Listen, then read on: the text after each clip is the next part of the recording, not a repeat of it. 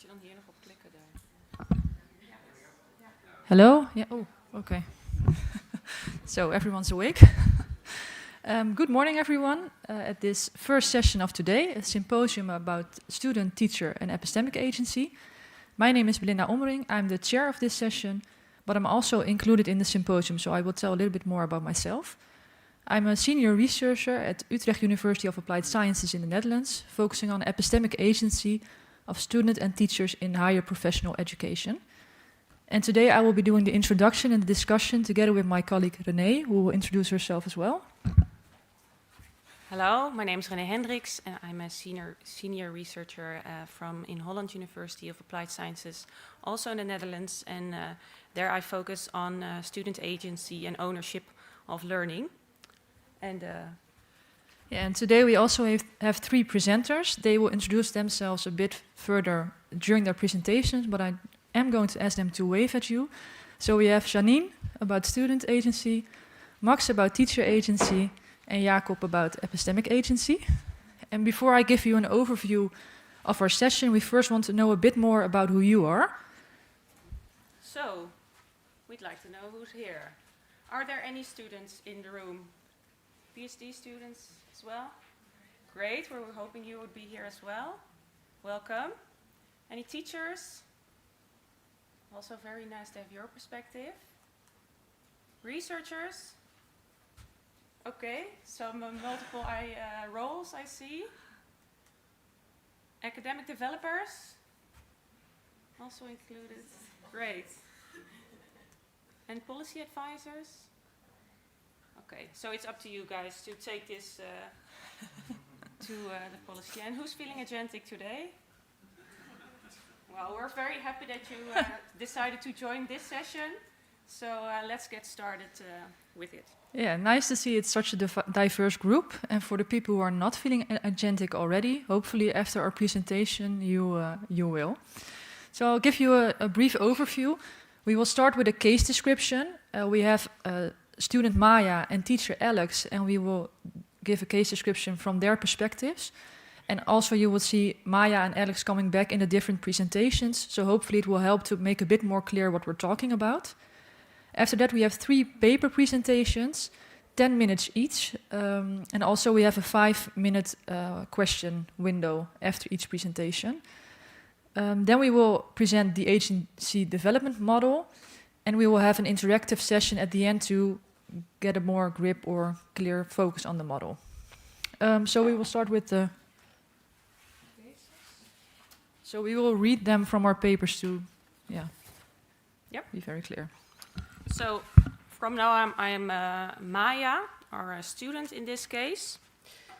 And I am working on my graduation assignment and really want to do well. Because of that, I doubt many things. My structure, literature choices, and wording.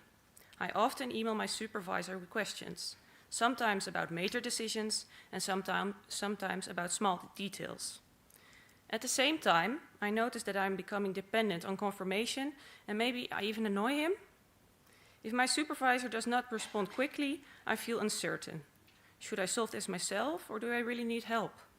How can I make sure I do well without feeling so dependent? Okay, Alex here, so I changed a lot in the last minute. I am supervising a student who, from the start of working on a graduation assignment, asks many questions about almost every detail, from structure and literature to wording. What I first saw as an engagement now feels like a constant stream of emails mainly asking for confirmation. In a graduation project, I expect a certain degree of independence, but I also feel responsible. If I respond less quickly or less extensively, am I not supporting the student enough, or am I creating space for independent learning? Where is the boundary between guiding and directing?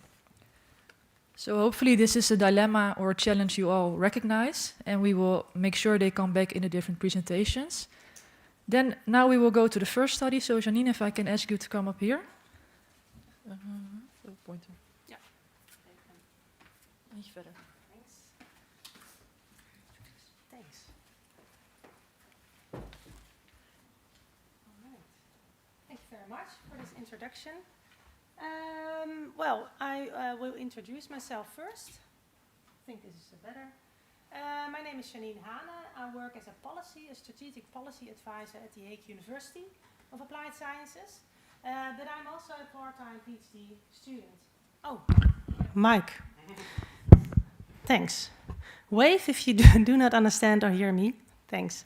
I'm also a PhD student, and I study, student agency, and I will explain to you my fourth study of my PhD.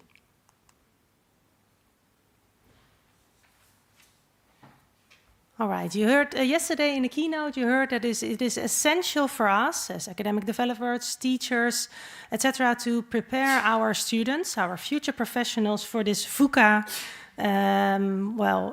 society. There are a lot of challenges future students face, so it's good that we prepare them for that, and you need agency for that. So in higher education, it is important to develop learning environments in which students can exercise and practice agency. For example, open flexible learning environments in which students are encouraged to feel ownership of their learning, steer their own learning, work on authentic, complex tasks, and can feel agentic. Those are an example of learning environments in which students can exercise agency. This is the context of my fourth study. But not all students have the capacity to steer their own learning. So how can we support them in this open learning environment? Therefore, it is essential to support students. And this is where my fourth study is about, how to support students to be agentic in these open learning environments in order to prepare them for their future life. But what is agency? I work from the socio-cognitive perspective of Pandura, and student agency refers to the capacity to intentionally influence your learning behavior, but also your learning environment. And there are 3 features of agency. So you can see if students are agentic, you see they can plan their learning behavior. This is called forethought. They are monitoring their learning behavior. So this is called self-reactiveness. And also reflect on the effectiveness of their learning behavior. This is called self-reflectiveness. So this is the way I see in my fourth study, student agency. But the extent of agency depends on individual characteristics of students, but also on the environment, so the contextual characteristics. We define those characteristics as resources. Resources students can draw from to feel and be agentic. And we distinct 4 resources. First of all, personal resources, and these are the individual beliefs. Students belief of self-efficacy, a feeling of competence, a feeling of motivation to learn, and also a feeling of intentionality to learn. You want to learn. Secondly, we have relational resources, and those are in the environment. So, for example, the support of Alex. In the case of Maya and Alex, the support Alex gives to Maya in order for Maya to go on in her graduation process. The contextual resources are the resources and the opportunities for students to influence the learning environment. For example, learning outcomes, the learning activities. It might be in the case of Maya that Maya experienced a little bit too much openness, for example. Is there, maybe too much choice for her? In that case, she feels insecure. Lastly, the personal, relational, and contextual resources are resources from literature. And René is also my second author. We added the experiential resources to this model because we think the prior experiences with self-regulated learning, with agentic behavior, is important for the present. Dus the feeling of that you can steer your own learning in the past is important for the present agentic behavior. But what is agentic behavior? Well, we divide it in 3 things. First of all, self-regulatory behavior. You see students planning, monitoring, and experiencing their learning. Secondly, asking for help. So if we go back to Maya, she's really good at asking help, but is it efficient, her help seeking? Well, we come back to that. And lastly, active participation, also asking questions, but also giving opinions within, for example, a workshop. So being active, present. Okay, in the fourth study, we were curious about the relationship between the resources and the agentic behavior. What resources account for what agentic behavior? So this is the research question. How are the perceived resources for student agency related to the perceived agentic behavior in this open learning environment as the context in our study? Well, how did we study it? We studied it in 9 programs in 3 universities of applied sciences in the Netherlands. And in total, there were 315 students who participated in this study, which were 1 to 4th year students in universities of applied sciences. There are 1 till 4th years because in many open learning environments, there are many study years in programs. So, well, that's why this is how the students were divided. All right, students completed a questionnaire, a digital questionnaire about student agency resources, how they perceived it in their open learning environment, and also how they perceived their agentic behavior in this learning environment. These are the skills we made with, well, you see the resources and you also see the agentic behavior. This is the final questionnaire because we also validated our questionnaire in our study. I will not go into that because, well, it takes too long, and I will give you in a moment the results of our study. But it's good to tell you that the contextual resources are disappeared in this questionnaire because it turned out that the skills of the contextual resources weren't valid or reliable. So we skipped them from our, well, final questionnaire. This will be, I think, following research, but then you know what was happening. And I will give the results based on these skills.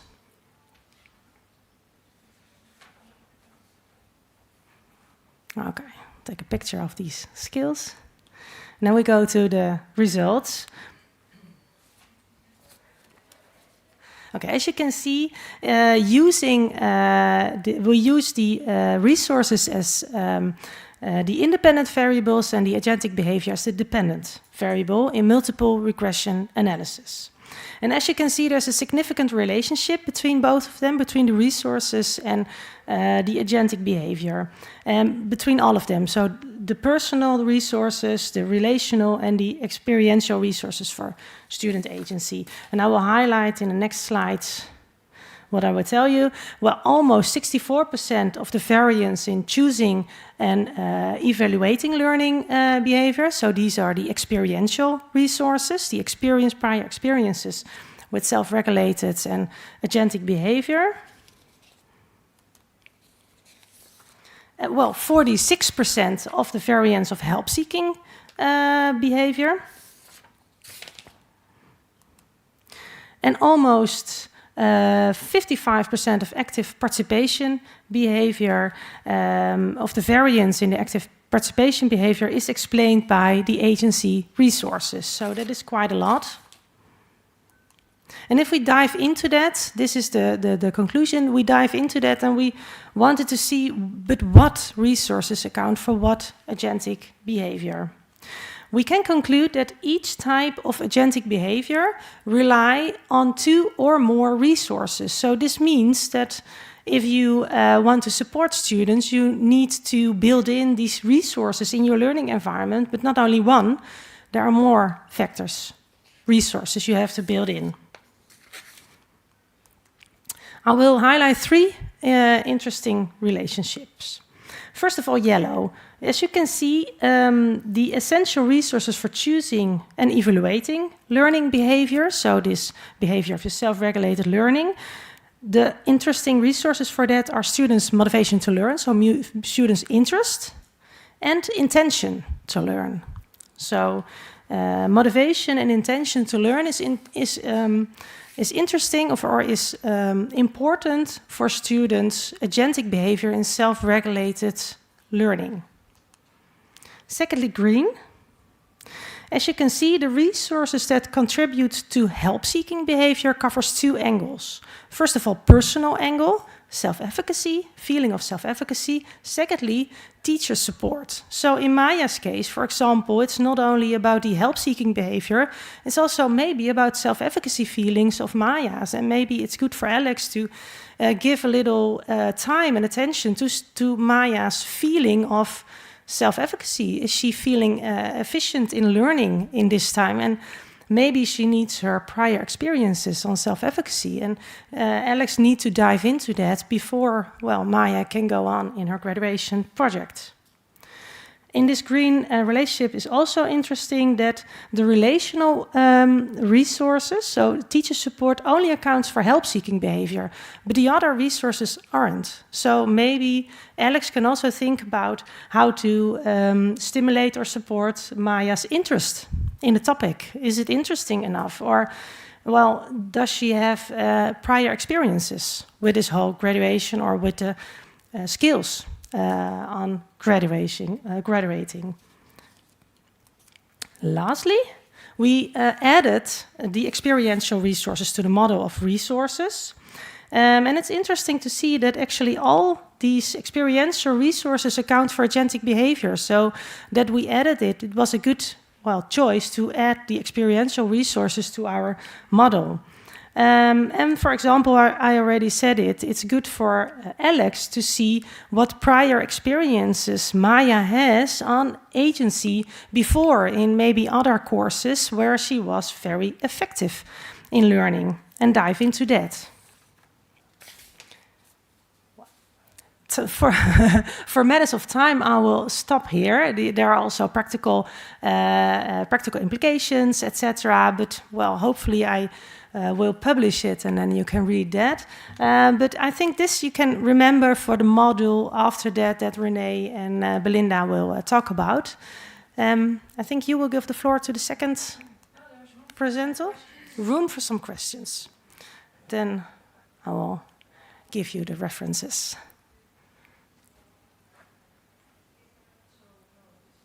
If you have any questions. I find it interesting that the contextual resources are not validated. Yeah. Is the microphone? One moment. Check. Yeah.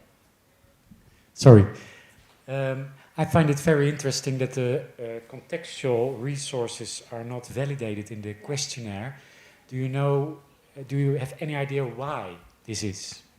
Yeah, it's a good question. We were disappointed as well because we think that the opportunities to influence your behavior within the context that you give students are very important for their feeling and for also their agentic behavior.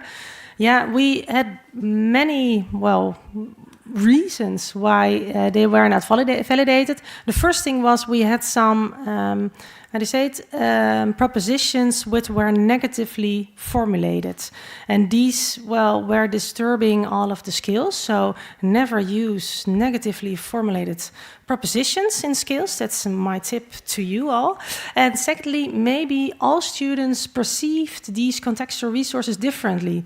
So it might be that there was so many diversity in the group. And Renee, my second author, will add to that, I think. Yeah, and lastly, our questionnaire was very, very long in the beginning. So we had many items for all skills. And to make sure that students were motivated enough to finish the questionnaire, we took a lot of items out. And then we had 2 little items for these skills to be stable enough in the end. So that didn't help either. Yeah. And the next steps in this will be to focus on qualitative data. We also have qualitative data on all of these skills, but also on the contextual resources. We hope to compose new skills for the contextual resources based on the focus groups we did on that. You have an additional question on that? And after that, I will come to you. Not a question, but a comment maybe. Oh. I thought personal, relational, and experiential resources are resources that are directly related to the student, and the organizational resources are more out In of the their context. control. Maybe it's also one of the reasons. Okay, thanks. I get to think about that one. I saw a hand up there. Yeah, thanks. Hi, I'm curious about the practical implications. So Yeah, maybe you of can course. just highlight some. Of course. Well, we have. I can imagine that. I work at the University of Applied Sciences as well. Well, as practical implications, we can say that the questionnaire can also be used within your education, in your program, for example, to see how students perceive their own resources and perceive their agentic behavior. And then you can use the data in two ways, we think. One is directly in your coach conversations with your students, because you know how students feel, and you can also use the questionnaire and the questions within coach conversations. So that's like a direct support you can give students. Secondly, you can use it indirectly, for example, in preparing your course, you're preparing your program based on the resources and based on, well, the results of this study, and building in it beforehand within your education. So these are the practical implications. We, well, thought of it beforehand. Okay, we have room for one more question. Thank you. So I'm also curious about the practical implications. Yeah. And I want to ask specifically on the resource of students' interests. Yeah. How can we, as a teacher, giving feedback to students, can you give an example how I can stimulate or support or give support to that specific interests of students? Wow, that's a really good question, and I think that students' interest in it is also connected to their intentionality. Because if you know where to go, if a student wants to be, for example, wants to become a doctor, then they feel the need to learn about also the body, etc. I studied student agency specifically in the context of open learning environment, in which the activities students can choose, so they know what to reach, the learning outcomes, but most of the times they can fill in the learning activities and the content of the course themselves based on what they can reach. So I think that is a way, if we make more openness in the knowledge students can learn, to well, support them in building on their own interests and motivation. And secondly, I think that we need more time for student supporting, so they're coaching of students in coach conversations. So mostly you have a room of 30 students. Well, maybe it's good to have the time to know the students in, well, the classroom. And we also have another, not this study, my third study is about profiles of students, and we divided the students within these resources, and we found 4 profiles of students, and you can also build that into your class in order to stimulate, well, the intentionality and students' interest. But I think you have a second question. I see you thinking. No? There's some room. So I specifically asked this question because it's students.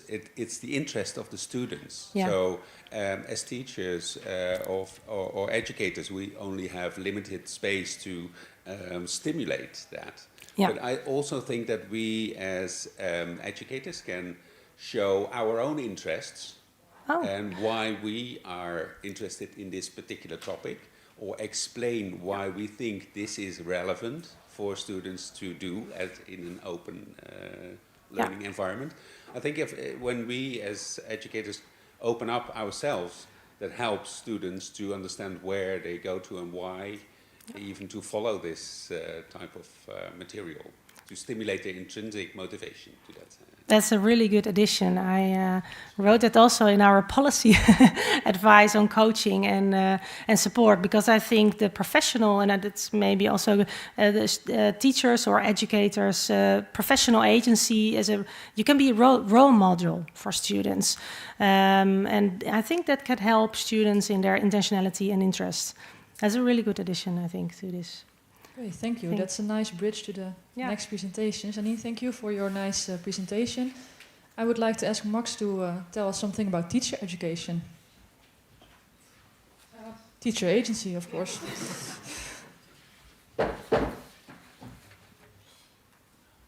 Good morning, everyone. My name is Max Gusses. I'm an assistant professor from the University of Groningen, from the Netherlands as well. And I will shift the lens to, from student to teacher agency. Janine showed that Maya's behavior is related to several resources, but the same situation also places demands on Alex. That's me. Study 2. And to understand those demands from Alex, I will draw on our study on the relational dimension of teacher agency, and more specifically the purposes for which academics exercise agency in university teaching. Let's return to Maya and Alex. Alex receives many emails asking for confirmation, and it is tempting to define the problem as the number of emails. But the emails tell a deeper story. Maya wants to do well, yet she is unsure where she can trust her own judgment and when she should ask for help. So the visible behavior is confirmation seeking, but underneath there is uncertainty. The real question is therefore not how Alex can reduce the emails, but how he can respond to uncertainty without taking over Maya's work. And that puts Alex in a double bind. If he replies quickly and he answers each question, he offers reassurance, but he may also strengthen the very dependence that worries him in the supervision of Maya. If he replies less often, he may create room for independence, but Maya could experience it as insufficient support. So neither response is automatically right or wrong. What counts as good supervision depends on the student, the stage of the project, the institutional expectations, and the relationship between Alex and Maya. Alex therefore needs to exercise professional judgment rather than just a simple right or wrong. And this is where teacher agency changes the question. Teacher agency is not just having freedom, it is the capacity to act purposefully and make informed choices in a particular teaching situation. It's situational. So instead of asking only, what should I do, Alex can ask, what purpose should my response serve? Does he want to reduce anxiety, strengthen my judgments, clarify expectations, etc., etc.? So once the purpose becomes explicit, the dilemma becomes a matter of professional judgment, rather than managing the amount of emails. So in our study, in the paper, we examined these purposes. Towards what do teachers exercise their teacher agency?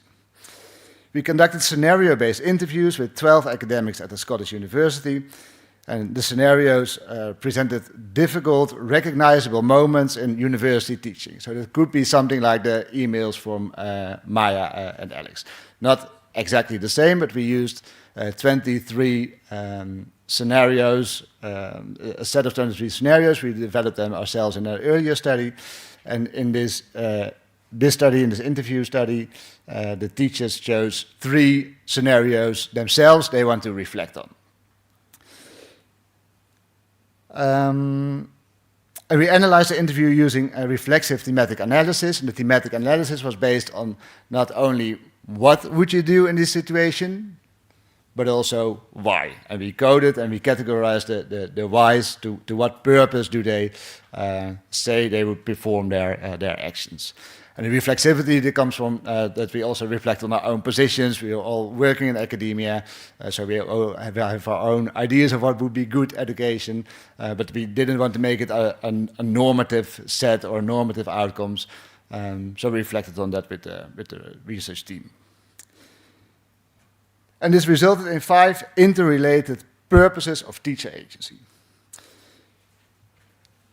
The first one is responsive adaptation, meaning adjusting teaching in response to students, circumstances, and institutional constraints. The second one, moral and ethical reasoning, meaning that deciding what is fair, responsible, inclusive, or educationally worthwhile. The third one, negotiating personal and institutional goals, balancing one's professional values with policies, workload, procedures, and expectations. The fourth one, care and connection, sustaining trust, presence, well-being, and meaningful relationships with students and colleagues. And fifth, self-directed professional growth, using experiences and dilemmas to shape one's own learning and future practice. 5 minutes. And these are not 5 separate types of teachers, so it's not a typology, and it's also not a hierarchy. The important point is that teacher agency is relational and value-laden. Teachers interpret what matters in relation to other people and act toward desired educational future. Applied to Alex, the 5 purposes open up several possible readings from the same responses. Through responsive adaptation, he might change the pattern. For example, agree on a weekly meeting and ask Maya to bundle questions or require her to propose an answer before seeking confirmation. Through moral and ethical reasoning, he asks what responsible support requires. How can he avoid abandoning Maya while also avoiding taking over her judgment? Through the negotiation, he balances the institutional expectation of student independence with his own commitment to guidance and fairness. Care and connection, an example could be he can acknowledge Maya's uncertainty and protect and trust her well-being, or protect, trust, and support her well-being. Through self-directed professional growth, Alex can examine his own habits, thus replying immediately and intentionally, teach confirmation seeking, and what could he learn from colleagues, for example. So the same action may serve more than one purpose. And the goal is therefore not fewer emails, but better judgment, made visible and shared between student and supervisor. So this could be an idea, way of thinking of your own agency when facing a dilemma. If you face a situation in which you have to make a choice, first consider what are the options, what do I see as options, why should I choose one option over another, and then make a decision, and articulate your reason also to the other, to the student or to your colleagues, and after the decision or the action, then also reflect on it. And that's what becoming professional judgment toward a better purpose, and that's what we call teacher agency. The takeaway is that dilemmas are not interruptions to agency. They can be excellent opportunities to foster teacher agency. Maya's emails are a signal. Teacher agency helps Alex decide what his response should accomplish and why. So before we move on, consider one question. If you supervise yourself, what would you change in the supervision conversation? And with that question in mind, later Jacob will show how epistemic agency can help professionals create the actionable knowledge needed for such decisions.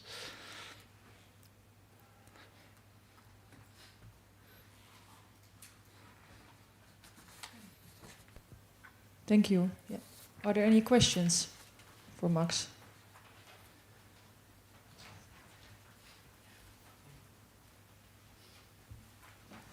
I'm a big fan of your work, so I first want to say that. I was wondering, you based this on, this was scenario-based, right? So people got these scenarios and they were thinking, how would I respond in this scenario? Isn't there a danger in there towards what you actually do? Because if I think about how I would respond, I would always be a little bit more optimistic. Maybe it's just because I'm an optimist, but in general, I would hope to be better than I think that I actually am. Is there a danger in this? Yeah, so the idea was to bring the practice, the reality, as close to the participant as possible, to reflect on real life, authentic situations without observing. We want to have some control over what was happening. So we asked during they had to read, they chose the scenarios themselves. So it was close to what they experienced before. And then we asked during the interview, first list all the options you see, and then prioritize what do you think is a better option. So we also wanted to know what were, in their opinion, like bad options, for example. So, but the danger is definitely there. It is, we try to reflect authentic situations, but yeah, it wasn't a real authentic situation. Okay, thanks. Is there another question?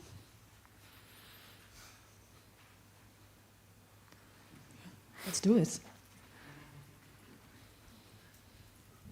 So thank you very much, Max. Although we had already many discussions about teacher agency, I would like to ask this question to you about this presentation. So you make teacher agency seem as if it is a very explicit, making explicit choices in that framework you presented. It seems that a teacher makes choices very consciously. So being very conscious of these decisions.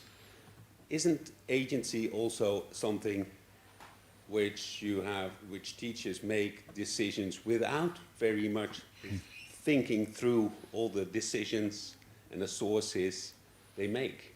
So to what extent is teacher agency a decision-making process or more a intuitive feeling, I have to do this?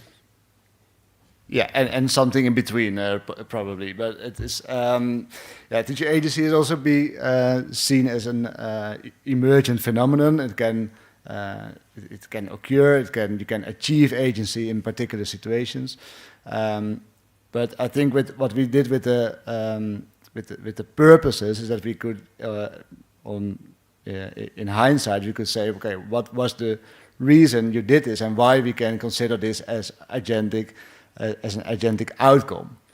But that achieving agency and experiencing agency in a conversation like this, or in the classroom, or with your supervisor, yeah, that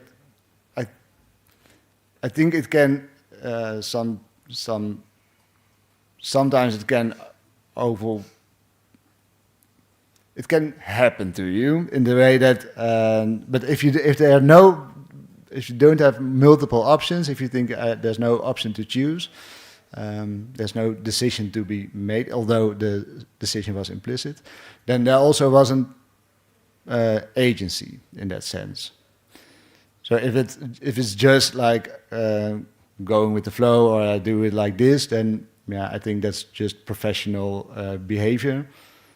But when it's well considered and there are options in a particular situation, then that will be agency to me.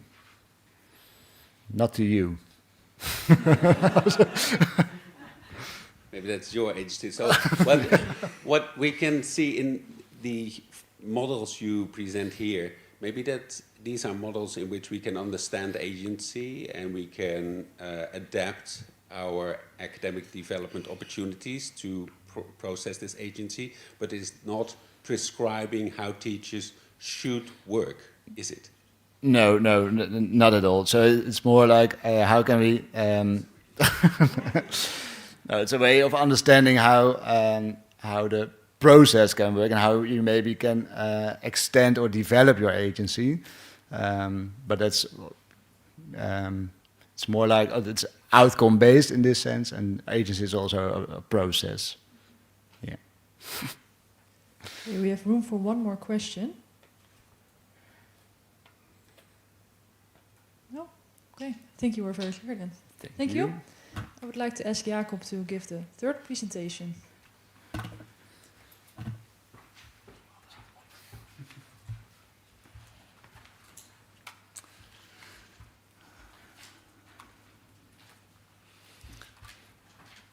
So thank you, Max, for giving me the floor.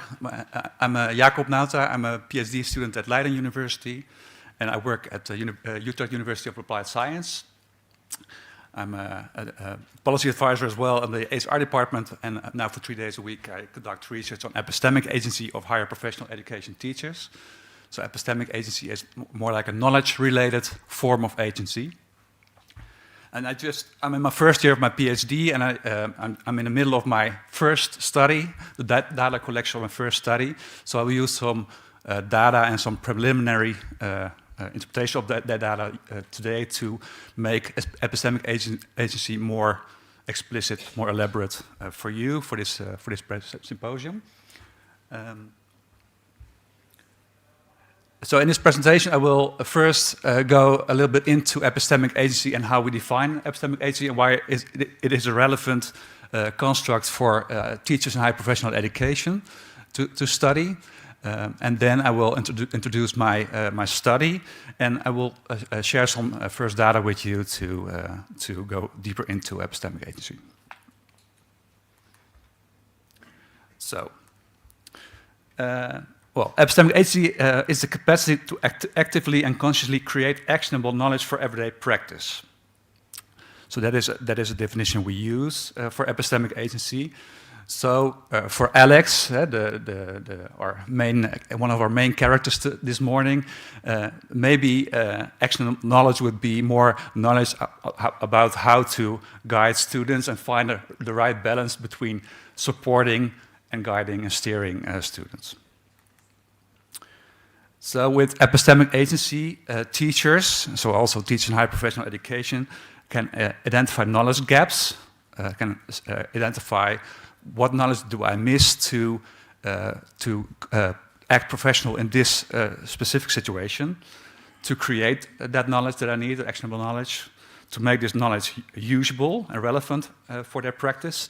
So epistemic agency should help them to act professionally. So an epistemic agency, and I think that also is what Max told us before, informs your actions as a professional, as a teacher, and well, ideally expands the options for action you have. So why study epistemic agency of teachers in higher professional education? Well, there's well, it is known to be a vital capacity for teachers, and why is that? So we know that teachers in higher professional education, and you know that better than I do, I think, fulfill many professional roles. Study from my colleague Belinda here found 15 professional roles of teachers in higher education, not only higher professional education, but higher education. We also all know that education is constantly shifting. And what is typical about higher professional education teachers in the Netherlands, that most enter the teaching profession as a practice professional. So they're a vice therapist, they're an engineer, or whatever. So they have lots of domain knowledge, but they're not trained to be a teacher. So this adds to the diversity of the teacher population in higher professional education. They don't have any formal training in education and teaching. So it is to be expected that teachers in higher professional education have a rich and diverse professional knowledge base, but not a very rich teaching knowledge base. So they need to develop the knowledge for teaching during their practice as a teacher. So this leads to frequent situations of not knowing. And situations of not knowing need epistemic agency. So to bridge the concept of epistemic agency to my study results, this is the definition we use. Well, I think maybe read it for a minute.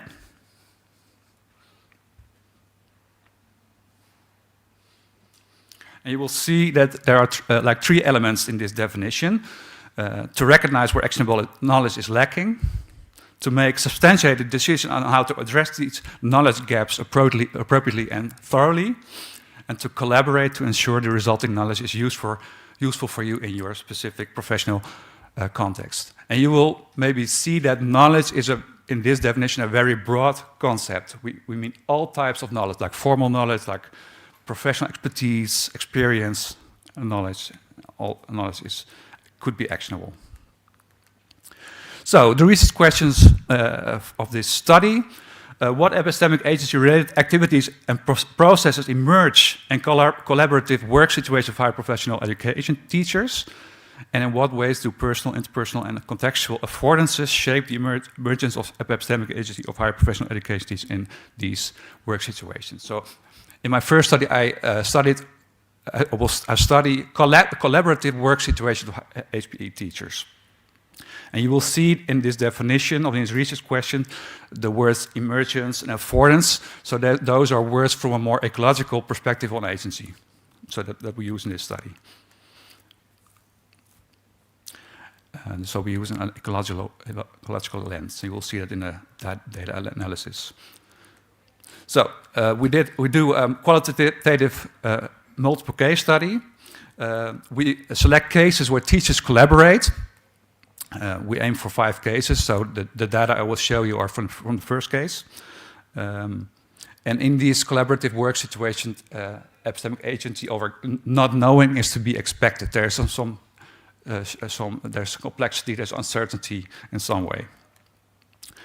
We use the definition I showed you as like observational framework, and also look at different types of affordances that could influence epistemic agency. We did some observation of meetings of these teachers, and we used excerpts of those observations as prompts in following interviews with individual teachers to reflect on. And also we collect relevant documents they produce in this case, as a project team. What you will see next are some preliminary analysis of these observation excerpts, interviews, and documents. So this is the case. I'll speed up a little bit. The case is a project team of 5 teachers in the Bachelor of Chemistry and Chemical Technology. 4 teachers are teachers in this course, and 1 teacher is other teacher from our Utrecht University of Applied Science with extensive expertise on sustainable education and sustainability. So they have to deliver a generic learning outcome. I will show it next. They have to generate learning objectives by year. They have to make recommendations for implementation of this learning sequence. They have monthly meetings, and I attended 3 of them. So we have audio recordings of the 3 meetings, 5 excerpts, and 3 excerpts I used as prompts, and some documents. So this is the generic learning outcome for the learning pathway sustainability they develop. So you can read it for a moment, because in the next slides, this is what their conversation is about.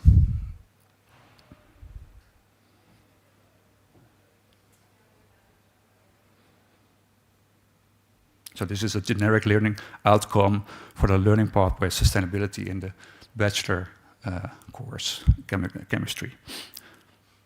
So, preliminary results. The first element, to recognize where actionable knowledge is lacking.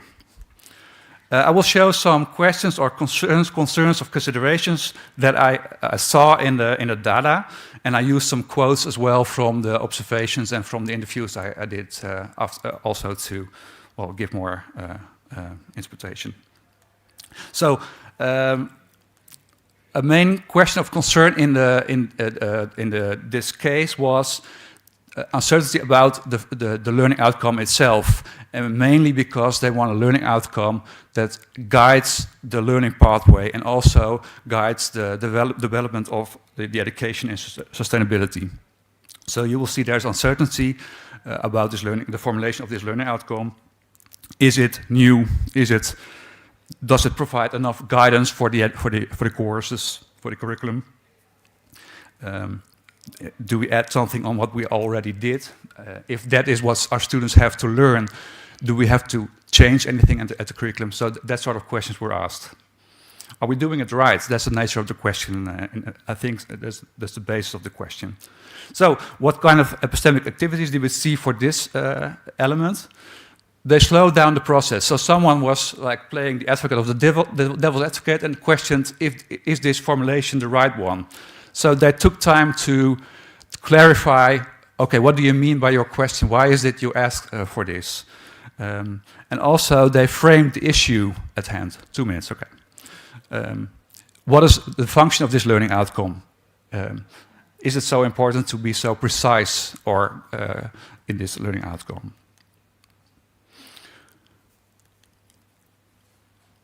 So, and in the reflections, we reflected on what happened here in this conversation. Why did you slow down the process?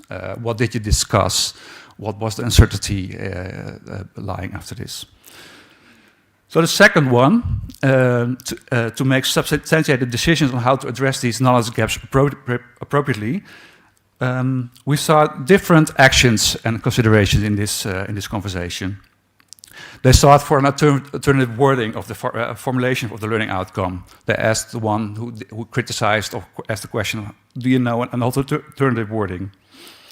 They defended the current wording. So they said, okay, no, if you read it literally, students have to learn different things than what they are learning now. They cannot do this right now. So we have to change curriculum, add something to teach them this. They also said, okay, well, we're going to elaborate the learning outcome in semester course learning outcomes, and will be more concrete, more specific, more guidance. They were relying on the expert judgment of the teacher who had a lot of experience in sustainability education. They took some alternative views as well. And they also stayed with the meeting's agenda. They had 1 hour a month, and they had like deliverables that wanted to achieve in those meetings. And the last element of epistemic agency to ensure the resulting knowledge is useful in this specific professional context. Well, they gave the idea of maybe we should let students read this learning outcome to know if they understand it or if they are able to do it. And so you see some reflections on, okay, why should you do that and how would it help us?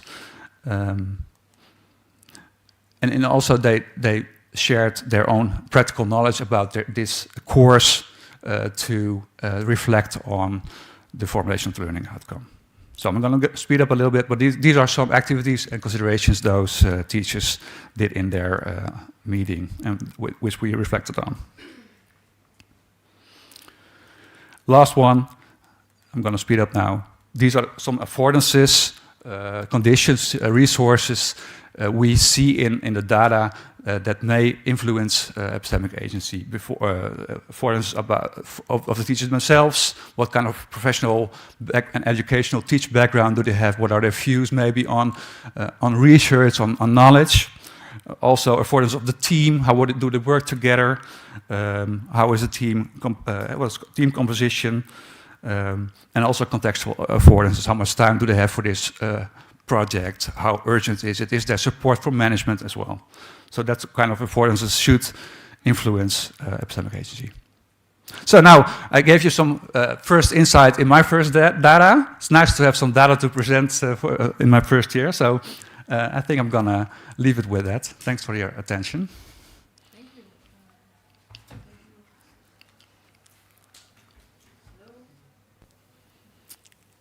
Okay.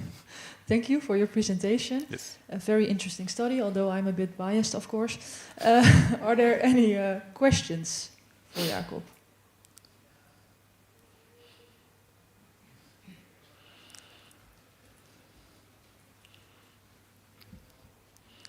Hi. My name is Sarah. I'm from the University of Applied Science Thomas More in Belgium. And you went over very briefly of the contextual affordance. Yeah. And that's the thing we as education developers have a hard time with in our university. Mm-hmm. So I'm faced with a dilemma. So I underline the importance of teacher and students agency, but we have some financial restrictions. Mm-hmm. So the timeline and the timeline support of management or the lack of supportive management, we see as a big obstacle. Yeah. What key takeaways can you give me Yeah. to convince the policy of my organization to invest in agency? That's a good question. That's an interesting question. Maybe the question is the other way around. How can we learn teachers and teaching teams or project teams to use the time, well, even if it's limited, to slow down the process and to effectively reflect on the things you do and to together to create knowledge you need. So I think the key is maybe more in how they can create or make most of the time they have. But still, I think I hope we will find more situations where slowing down the process, asking the questions, taking time to find the answers, also delivers better results. So that should influence also policymakers to give the time, to provide the time, and with the right circumstances. But I don't think time in itself is the solution for to create knowledge. But I think it starts with the teacher self, and then there is a better business case to invest more time also. But I do think you make a very valid point. Sure. Because when we talk about epistemic agency and the importance of agency in general, we always say it's a systemic issue which makes it very complex. And I think if I look at our case and the conversation we have in our organization, we really emphasize that as Utrecht University of Applied Science, for instance, we want to be a learning organization. We want to do the education differently in the times of the polio crisis, as was also mentioned yesterday. And I think we position this as the motor to equip your professionals, but also your teams and your institution to do so. And then we try to sell it by saying that it could be part of everyday practice, but we need to invest in that. And we can start small. I think we should always start small. And that is something that really helps in our case. Mm-hmm. So now it has a place in some documents. Still, everyone thinks it's important, but we're not prioritizing it. But it takes a long breath. So my advice would be to start small, and also what we also do is that we just work with teams of teachers and show how it helps to management, and hopefully, spread the word and the feelings of that.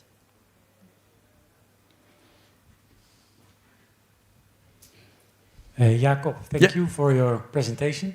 I have a question about the knowledge. It's epistemic agency, so you say it's about actionable knowledge. Mm-hmm. So when I see these affordances, the individual and interpersonal, I can imagine that's actionable knowledge. But the contextual affordances, are these actionable knowledge? I don't experience it as knowledge.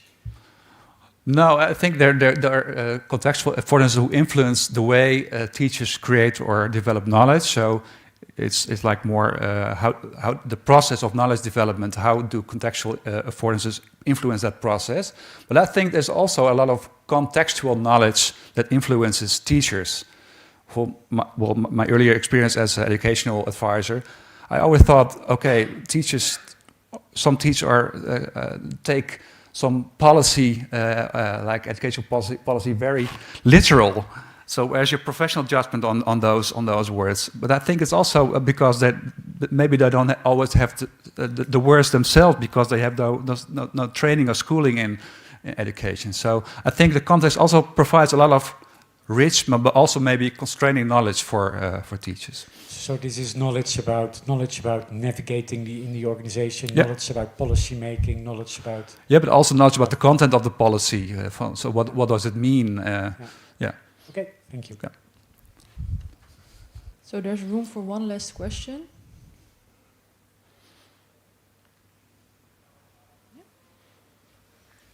You're saying it very careful, Mike. Thank you very much for all the 3 presentations.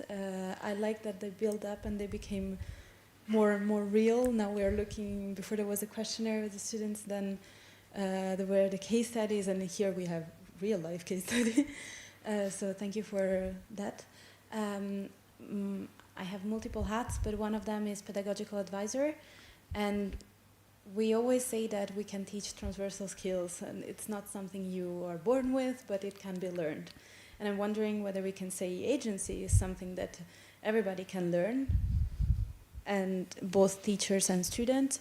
And if so, this is my assumption, what would be your suggestion how to go about it? How can we learn it? How can we teach it and learn it and practice? I think Janine and Max will have a better answer at this question. I try to look at it like more of an emerging capacity in this study as teams of teachers. So I think with the right affordances, circumstances, it could emerge. And I think, well, that was maybe also the experiential resource Janine named. If you get more experience with agentic situation where you are agentic, you get more, well, self-efficacy, more trust, more ideas of how to be agentic. So in a way, I think it's learnable, but it also depends on the right circumstances. So that's my view, but I think Janine and Max will have another perspective. Yeah, and I think this is an excellent bridge to the agency development model we want to present to you now. So, Jacob, thank you very much.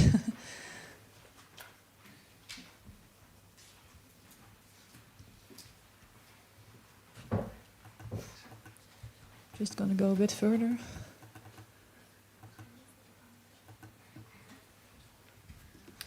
Yes, so thank you for your question overseeing all the presentations, because indeed we've now seen 3 presentations focusing on student agency, teacher agency, and epistemic agency. And in our collaboration, the past year, we have worked towards looking at how do these constructs intertwine. And the result is the agency development model, which we would like to discuss with you today. It is not finished, but it's far enough to think about it together. And in developing this model, we found it important to include 2 key ideas from earlier agency theory. And I want to tell this very clearly to you, so sometimes I will look at my notes to make it extra sure it's understandable. So 2 key ideas from earlier agency theory. First, agency is not located within the individual, but it develops through reciprocal relationships between the actor and the environment. And the second key point is that agency is always contextualized in time. So previous experiences, as Janine told us, but also present conditions and future possibilities all matter, which we've all seen in the presentations. In the figure, the dotted frame represents the individual agency of either the student or the teacher. And we define student or teacher agency here as the capacity to intentionally and informedly shape and navigate learning or teaching behavior and the learning or teaching environment. This means that the model can be applied, for example, to both Maya and Alex. And it is easiest to understand the model to start at the bottom left with the resources.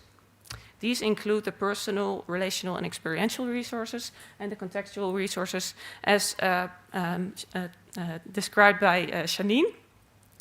And together, these resources shape the set of action possibilities that Maya or Alex can perceive as available and meaningful to them. So, for example, imagine Maya. She may feel insecure and have low self-efficacy, but she also feels supported by Alex and knows from previous experience how to ask for help. And because of this combination of resources, repeatedly emailing Alex may feel as a valid and meaningful action possibility for her. However, if that teacher support were not there, or if she did not have experience asking for help, this action possibility may not have emerged. At the same time, other possibilities could become meaningful depending on changing those resources. So it's very situational.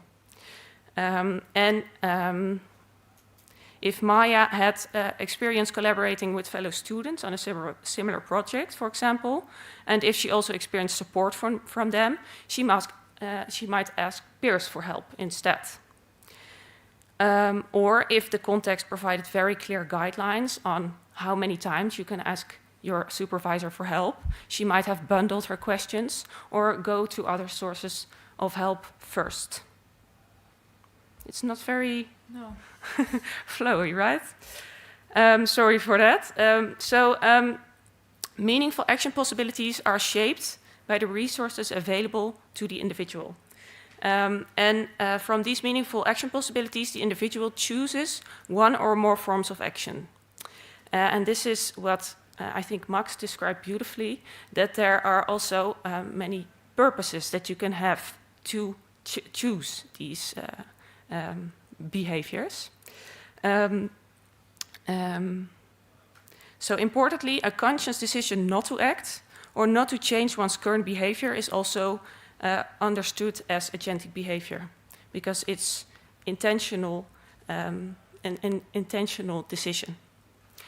For example, Alex might intentionally decide to continue responding to Maya's emails in the way he has done before to see how the situation develops and gain more information about what she really needs. See if she comes up with a more specific question of how he can help her.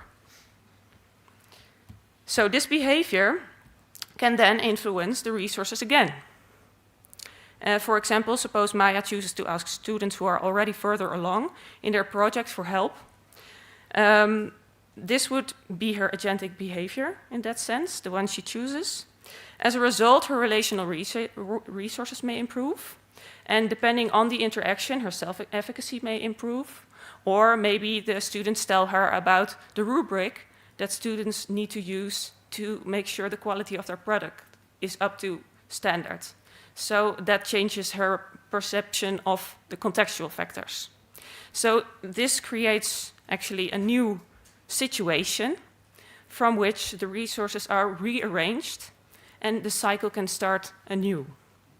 So in this way, the model shows how agency development is an ongoing dynamic process in which resources, meaningful action possibilities, and agentic behavior continuously influence one another. And I think, or we hope, that this model helps to understand where we can change small things to help students and teachers grow or develop more agency. And we also have another aspect. Yeah, so before I go to the final component of our model, just want to check in. Is everyone still here? Yeah? Okay, great.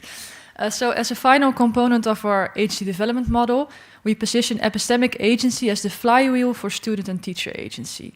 Epistemic agency, as Jacob also explained, is the capacity to actively and consciously create actionable knowledge for everyday practice. In this way, epistemic agency has the potential to support and strengthen the cycle René just described. For instance, epistemic agency could help to expand your resources, but also it could enrich the meaningful action possibilities you see. And furthermore, epistemic agency has the possibility to help you consider what is meaningful given your situation at hand. And in turn, that will help to make deliberate, conscious, and informed decisions and show agentic behavior. Yeah, so I'm gonna leave it at that, also for the time. We want to give you the chance to talk a bit more about this model together, but before we do so, I would like to give you the chance to ask some questions about this model. So I don't know if there are any questions. Misschien kan Janine even met Jacob. Ja.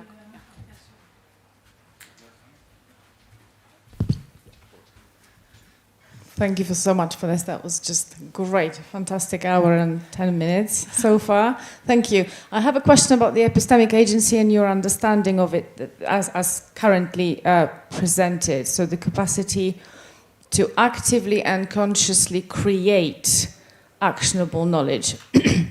And you said as well that, there are different forms of knowledge, and it's fantastic, and I really appreciate that.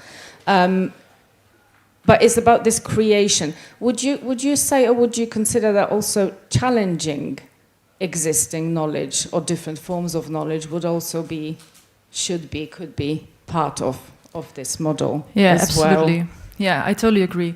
So the definition you see here is the definition by Haikila and colleagues. I don't know if I pronounced the name correctly.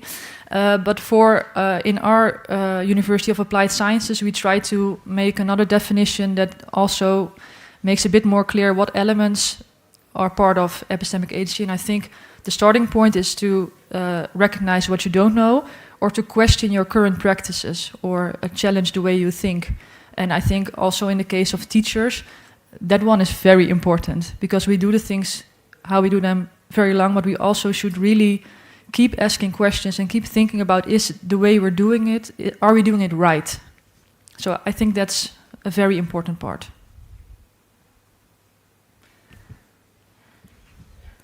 What? You are on fire.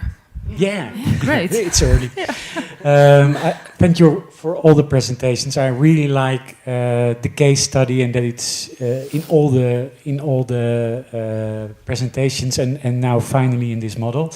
And what I also like is the relationality, because student and teacher agency are related to each other, but still I'm a bit confused, because I think this model, the perspective of this model, the perspective of the teacher is dominant in this model. And I think there is an imbalance between student and teacher agency. So, for example, the decision not to act is a decision of the teacher. The epistemic agency is mostly the agency of the teacher. So, is there an imbalance? Am I right? Or how can we fix that somehow? That's really an interesting take on it, because the way we've visualized it, it's either the student who's in the circle or the teacher who's in the circle, but they're both in the circle at the same moment from their individual perspective. So that means that the resources for Alex are his resources, and they may be in the same context and have the same contextual resources, but the way he perceives the experiential resources or his own personal resources is his perspective on that. And that's also the point for Maya. So this cycle, we think, is as much valid and happening for Maya as it is for Alex. However, in many instances, teachers may have more to say on what they can influence in the contextual manner. So their contextual resources may be greater, and their epistemic agency may be greater, but that doesn't mean that the situation and the cycle doesn't happen for Maya, if that makes sense. Do you want to say something about it? You're like, Yeah, I think the cycle is for both. And I think because you want to show here the relationality. You mean how they influence each other? Yeah. Yes, that's not included yet, but that is an important question to ask. Yeah. And I think that most things, also in your stories, are dominant. The perspective of the teacher is dominant. And I think Maya don't have her agency in thinking of meaningful, actual possibilities are so limited for the teacher.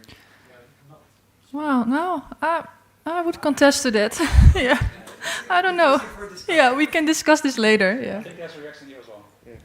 Great, thank you. So I both agree with what this other person is saying. I also think there's a real beauty and challenge in making theory for both kind of research and the kind of depth of the description of what happens, with also, I can imagine showing this model to a teacher, and it has a slightly more, like it has the core of what's happening in this agentic cycle. So I think those things are really nice. I think for the students, what is kind of missing from this model is a notion of time. So for the teacher, they're going to be in the teaching environment, like over and over again. That's who they are, that's their identity.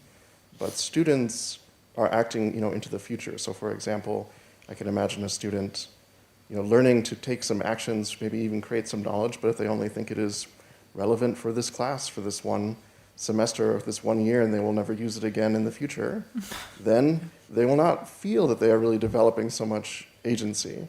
And so this notion of time and the kind of the relevance for their future and their future identity, I think, would be a really nice addition to this model. I agree, and it also depends on the way your education is shaped, right? Because I know a lot of courses in which the student is already doing what they will be doing as a professional, or what we think they will be doing as a professional.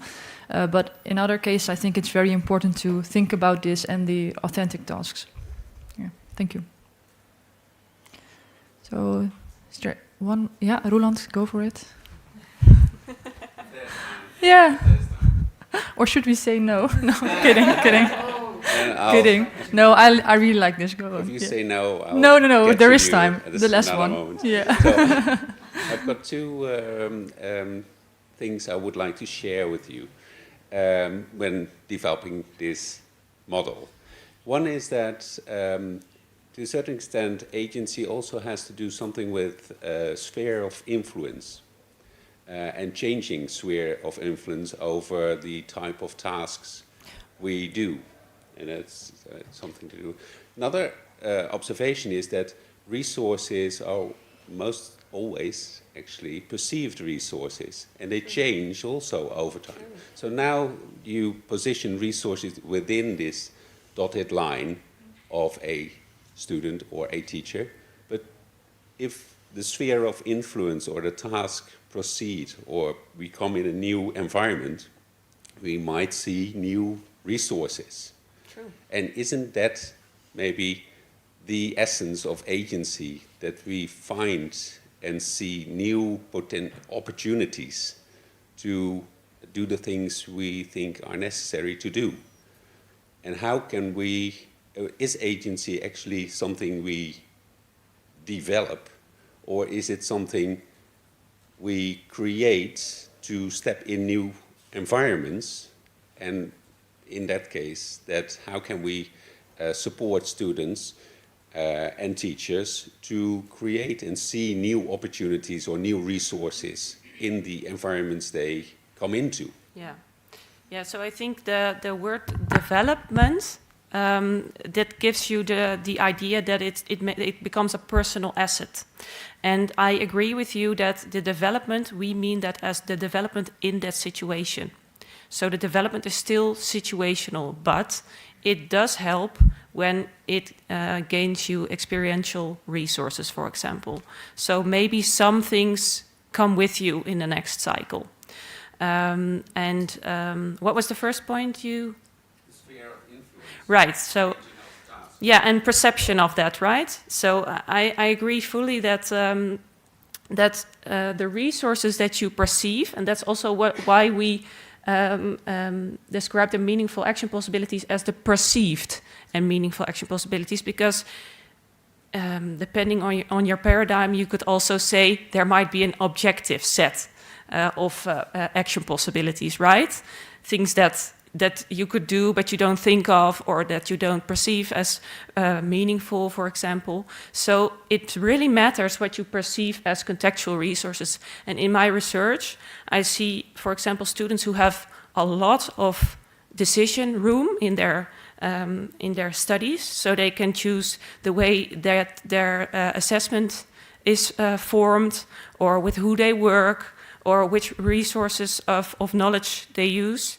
But when students don't recognize that as a choice that they have, as a contextual resources where they can influence their situation, it has no meaning. So it doesn't help to create meaningful action possibilities. So I agree that it's very situational, and the development is meant to be in that situation. If that helps, yeah. So I think I speak for all of us. We really want to talk with you about this a little bit more, but not now, because we promised an interactive part, and I'm glad you all stayed for this interactive part. There were a few, when they heard me say interactive, they went out. But we really want to ask you a little bit about this model, We thought of 2 discussion questions for you. We don't have very much time, but I would say just speak to your neighbor or form groups of 3 or 4 and discuss for 5 minutes. How might you use this model in your educational practice? And what sticks and what icks about the model? So what do you think of like, well, oh, wow, this is great? Or what do you think like, this doesn't resonate so much? So we want to give you like a minute or 5 to talk about this. And then I will ask you to put your attention here again, and we will discuss some key insights with you.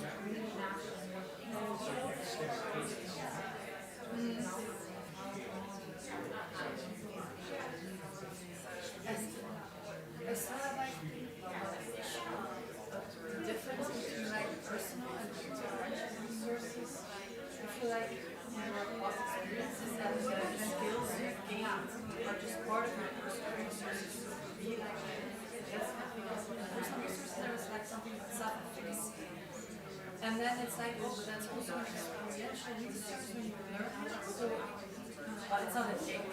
But I don't, for me, it's not necessary to learn this part. I just feel like there's also personal experiences that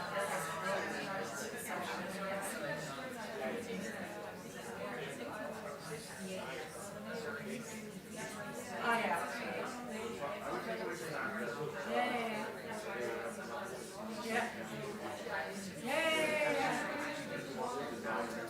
Yeah, that's right. And I was just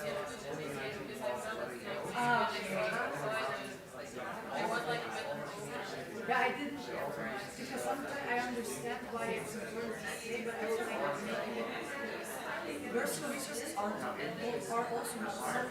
So I want to see the need to like sometimes it's difficult and it makes it more complicated. And I was thinking about how to use it because we have like a whole framework and we really focus on that. When it comes to agency, so this is a whole different way of bringing it in. So I'm not looking for what's interesting. And we really focus on supporting scientific students as well. It's a collective responsibility. Teachers have a responsibility and the program has a responsibility. But I think the main thing about agency that I like, that I want to see how I can integrate it, is the difference between like skills and the skills that you're looking at as the room you're making that they can take the agency. Maybe that's interesting to like focus on a bit more.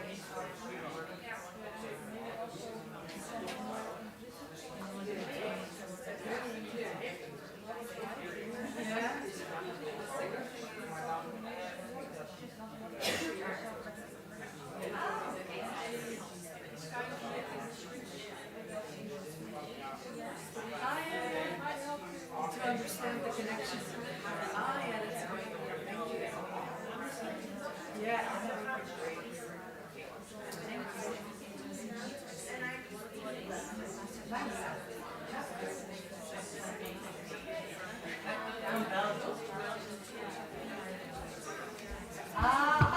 Okay, if I can have everybody's attention again.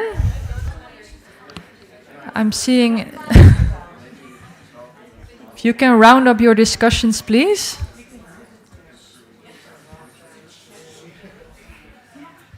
So, fortunately, there is a break after this, I think. So, if you want to discuss it a bit further, that's always possible. Very good to see that you're all discussing the model. Hopefully, you are discussing the model. But otherwise, you had a great moment. So, I want to take the last 2 minutes to hear some key insights about your conversation. But I want to start with what I heard in mine. There was one question, and I think it would be nice if we try to answer that one. What is the difference between the personal resources and the experiential resources? Because it feels kind of the same. That was the main theme in our... I don't know if we... Yeah, maybe. Do you want to say something about it? Do we have the mic somewhere? Yeah, next to you. Yeah. Oh, that's a real good question. I don't know who asked it, but the personal questions are about, the personal resources are about the individual beliefs that you can do it, that you have the competence, that you are efficient in your learning, that you want to learn, the intention of having the intentionality. So that is within your own, the individual characteristics. The experiential resources is, did you use this skill of steering your learning before? Can you use your experiences in the present situation? So, yeah, it's a little bit too far. I think that we combined more like the ecological perspective in time. So you use your past experiences in the present to become what you want to be in the future. That's more like the ecological perspective, with the social cognitive perspective on the capacity based on your individual beliefs that you can do it and that you will go on. Yeah, so an example maybe helps for what is then an experiential resource. That might be that you are very aware that you have created learning goals before, or that you have made decisions about which information resources you use to dive into the matter of the course. So it's more about the influence that you've had in the past that you can recall, because that helps you to perceive the possibilities that are here in this situation. If that helps. Does that help? Okay, we'll talk further afterwards. So I'm going 1 minute over time. apologies for that. But still, I want to give you the chance to share some key insights with the group. So is there something you want to say about how the model is usable for your practice, or something about what resonates or what doesn't resonate about the model? Then this is your time.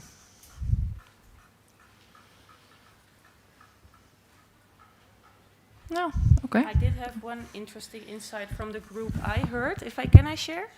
So this was like a teacher case as well, where you had a choice on how to react to a student who wanted to know if she should be in class because something changed in how it was going to be organized. And the decision of the teacher was like, am I going to respond to this email before my working time starts because I have a lot of other things to do? And am I going to give the students like the decision space to make this decision on her own, or I'm going to give her more guidance on you should be there, or this rule that you give the student. And I think it was a really good example of how teacher agency was described in meaningful action possibilities, and also how that influenced the resources for the student, because it was going to be an experiential resource, because the student was going to experience, well, I didn't come to class and this happened, or I did come and this happened. Or it was going to be a clarification of the contextual resource, because these are the rules, you're going to have to be there. And in the end, you also described that the student may have had maybe a bit less of teacher support, because she was a bit more quiet when she did come to class and you decided not to send her the email. So I think maybe that follows up to your question about how is the cycle interaction between the student and the teacher. Thank you. Let's go for the last one. I think so. We had a nice discussion in the group, a few ideas. One, we thought as teachers approaching the model, we found there's this tension for, let me get the bigger idea first. So we thought one way to help develop this model would be to take kind of vignettes of like either teacher or student experience or classroom situations and think about, oh, how does this model help me in this situation or inform responding to this situation? So for example, as a teacher approaching this model, we thought, we might jump to saying, how do we design this learning environment for agency? But I should know more about their personal resources, all these different things. How do I kind of design that versus this tension of kind of just building something that's more affirming of their agency and open to kind of take and do agency? Another example of a vignette we had was from a class that I teach, where I have student project groups that kind of work and support each other together. I could give them an assignment to like improve the way their group is working, but then I'm telling them to do it, versus trying to create an environment where they take their own agency to like improve how their group is working.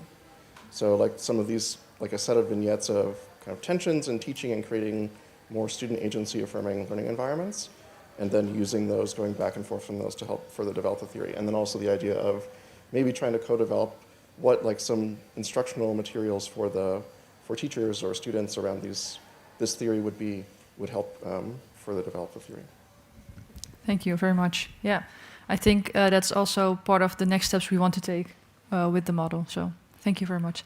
So I want to thank you all for your for being here, for your attention, your patience, because we're a little bit over time, and also your input. Thank you.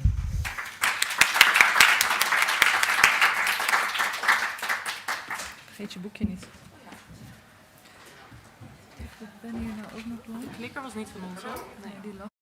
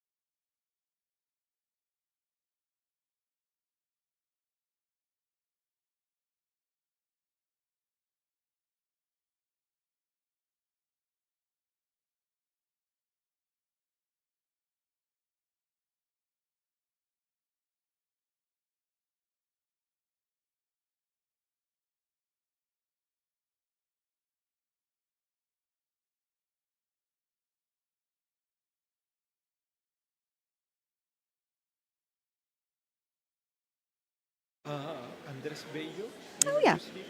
Okay. I did a study. Probably. Catholic Yeah. University. Yeah. Yes, I read. Oh, okay.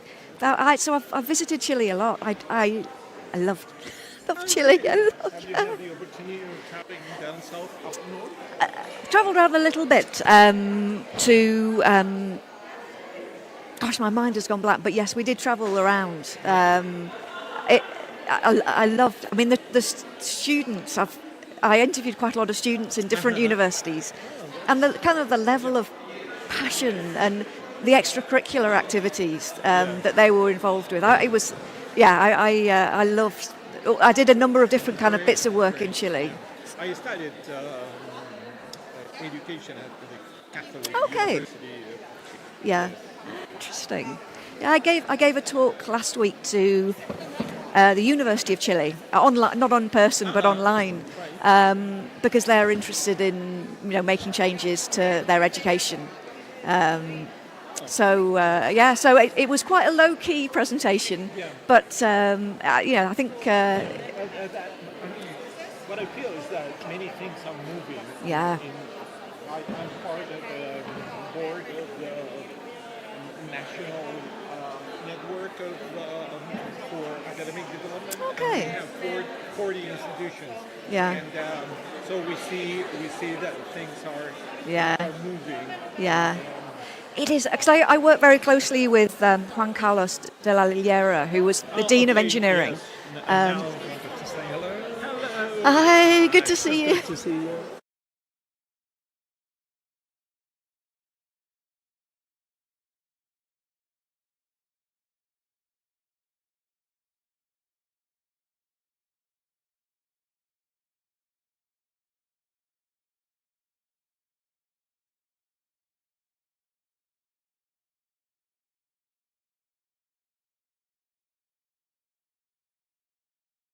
Have 5 minutes with you. That's a bit. Yeah. Because we do.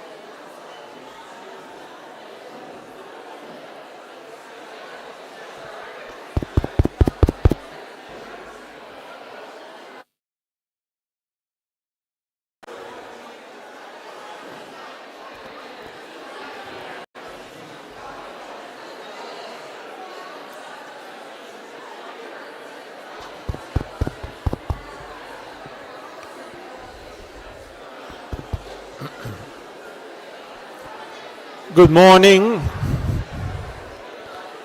Please take a seat.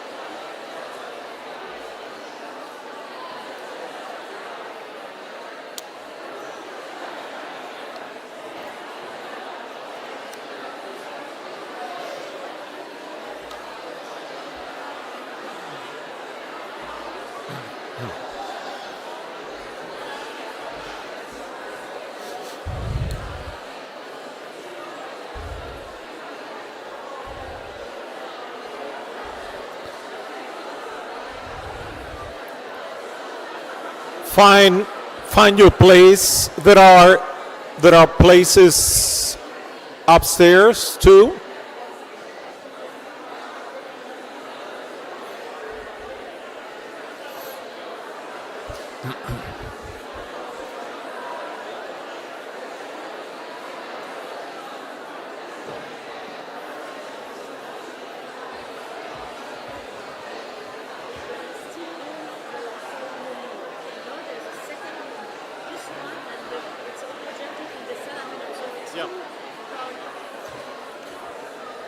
There is still room in the Sala Menor.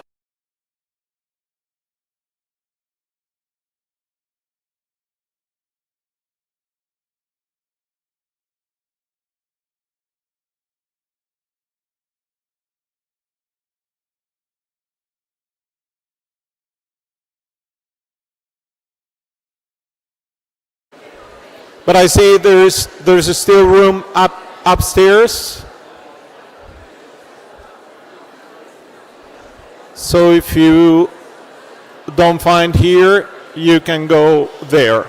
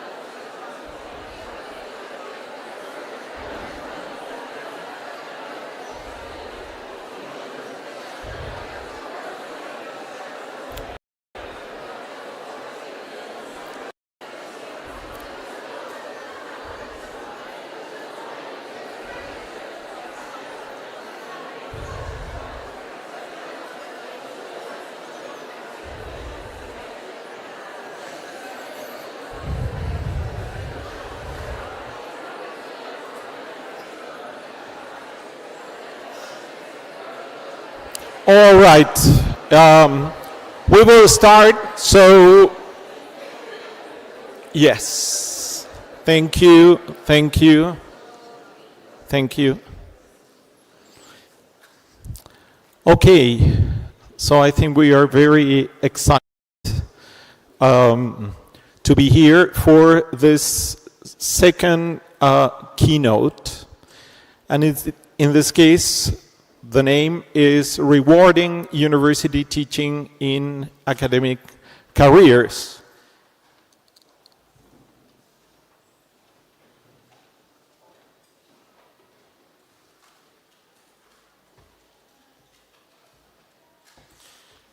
And for me, it's a real pleasure to introduce Dr. Ruth Graham.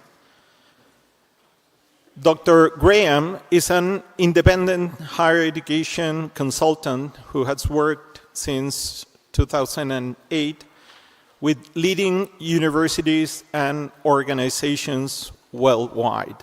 Actually, we were talking just a few seconds ago about her work in Chile. Her work focuses on driving change in higher education, particularly improving how teaching is valued, rewarded, and supported in academic careers. She has also led major international initiatives, and Dr. Graham's contributions have been recognized internationally She received an honorary doctorate from Chalmers University of Technology in 2018 and the Leonardo da Vinci Medal from the European Society for Engineering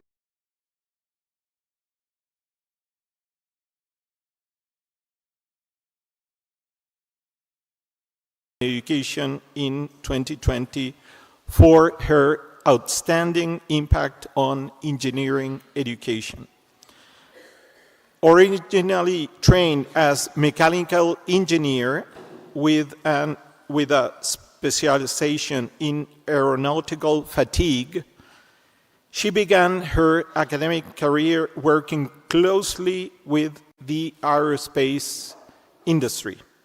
In 2002, she joined Imperial College London and later led the Envision project to transform undergraduate engineering education, work that catalyzed her subsequent global efforts to reform university teaching and learning. Let's give a warm welcome to Dr. Graham.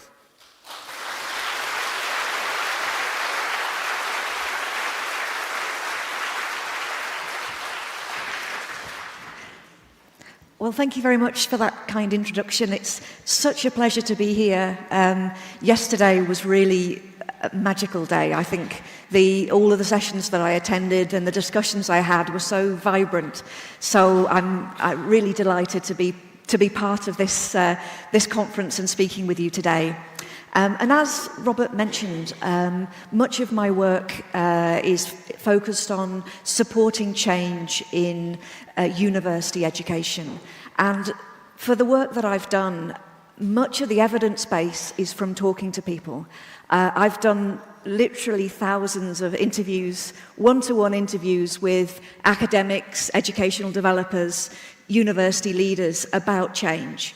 And when I talk to academics, and these discussions are all one-to-one and anonymized, so completely confidential conversations.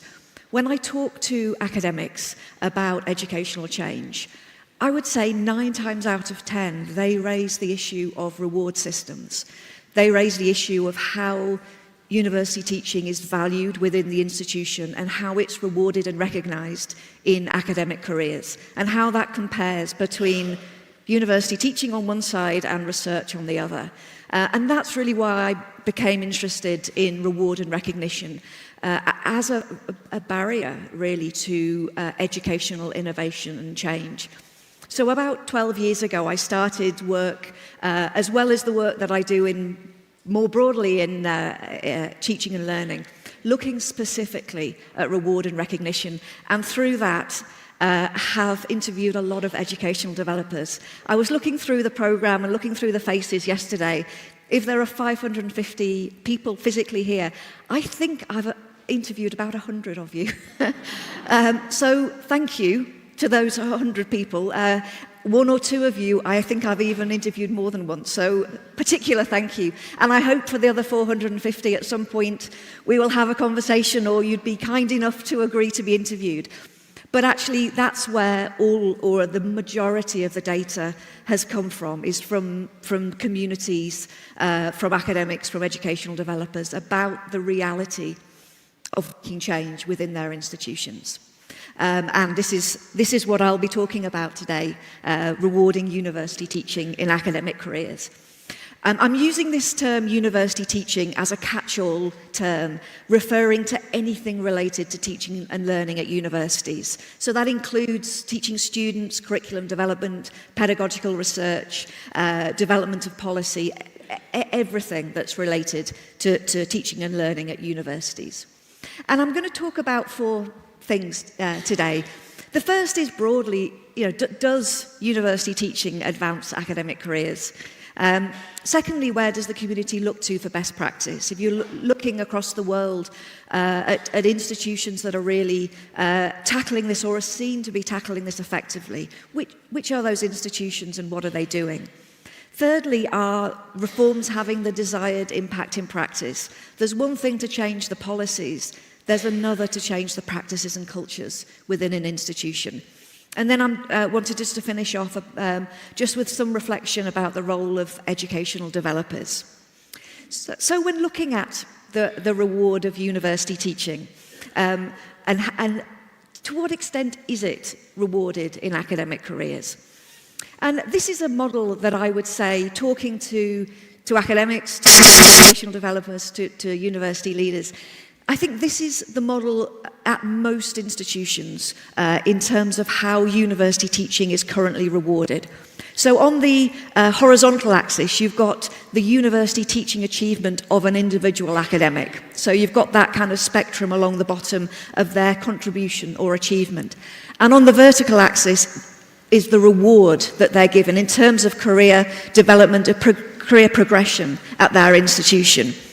And I would say at most institutions, this is the model of how university teaching is rewarded in academic careers.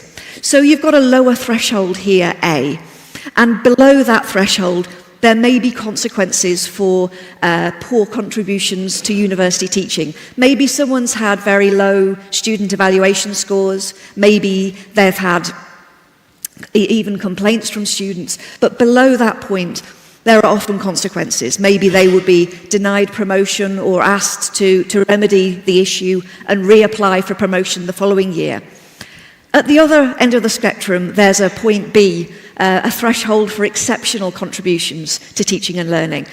Perhaps it's an individual maybe on a education-focused track who's really made exceptional contributions, and maybe that individual will be promoted to a full professorship on the basis of their contributions to university teaching. But between those two thresholds, very often there's no incremental reward for any improvement in contributions to teaching and learning.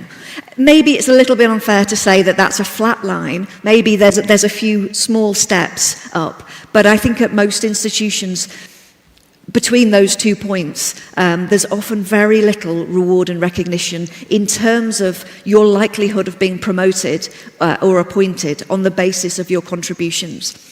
And it's interesting when people talk in institutions about, do we adequately reward university teaching? And very often there's a real discrepancy.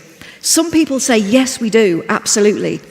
And those people are often talking about the cases below A and the cases above B. Yes, we do because we have promoted someone to a full professorship last year. Or yes, we do because I know that we will deny promotion in certain cases. And I think when people say, no, my institution doesn't reward university teaching, they're looking at those points between A and B, which actually 90 or 95% of academics sit at that point. And I just wanted to pause for a second, just for a couple of minutes, just to turn to your neighbour. And to what extent does this model resonate with you at your institution? Do you see this distribution? And if not, what is different at your institution? So we would just pause for a couple of minutes and just talk to your neighbour about, is this what you see at your institution? And if not, what is happening?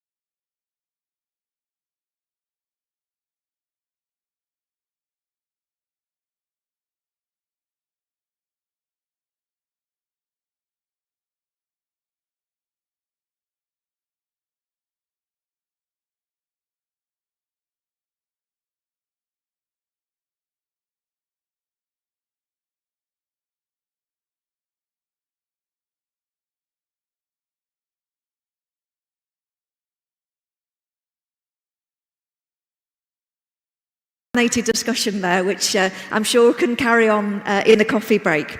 But it's this model very much that a lot of institutions are looking at, and there's been a real momentum for change, particularly over the last 10 years, as universities are really starting, certainly not every university, but there is a groundswell of more and more institutions looking really critically at how they can improve how university teaching is rewarded in academic careers. And it's not just individual universities. A lot of countries are working together to drive change. I've just given 4 examples here, but actually there are an awful lot of countries, particularly in Europe, but there's movement in regions outside Europe. I've just given 4 examples of national change here: the Netherlands, Malaysia, Norway, Austria. Probably the most significant, I would say, is the Netherlands. The rectors of all the Dutch research universities in the Netherlands signed an agreement to fundamentally change how, in fact, the whole reward and recognition system, not just for university teaching, but in all domains. And that's been a root and branch change. And I've spent time with each institution, and these are all really substantial, profound changes to what is recognized and rewarded and what career paths look like, but also all of the structures that support that. So there's really some very profound change happening at a national level. And so I mentioned for the last 12 years, I've been more involved in looking at reward of university teaching and established Advancing Teaching, which is really a way of bringing together some of the leaders of these change programs to exchange ideas, to exchange difficulties and challenges with the change process, but really as a way to try and help universities navigate change. So as I say, we have these meetings every 1 or 2 years, bringing together change leaders and educational experts. Quite a few people here take part in those meetings.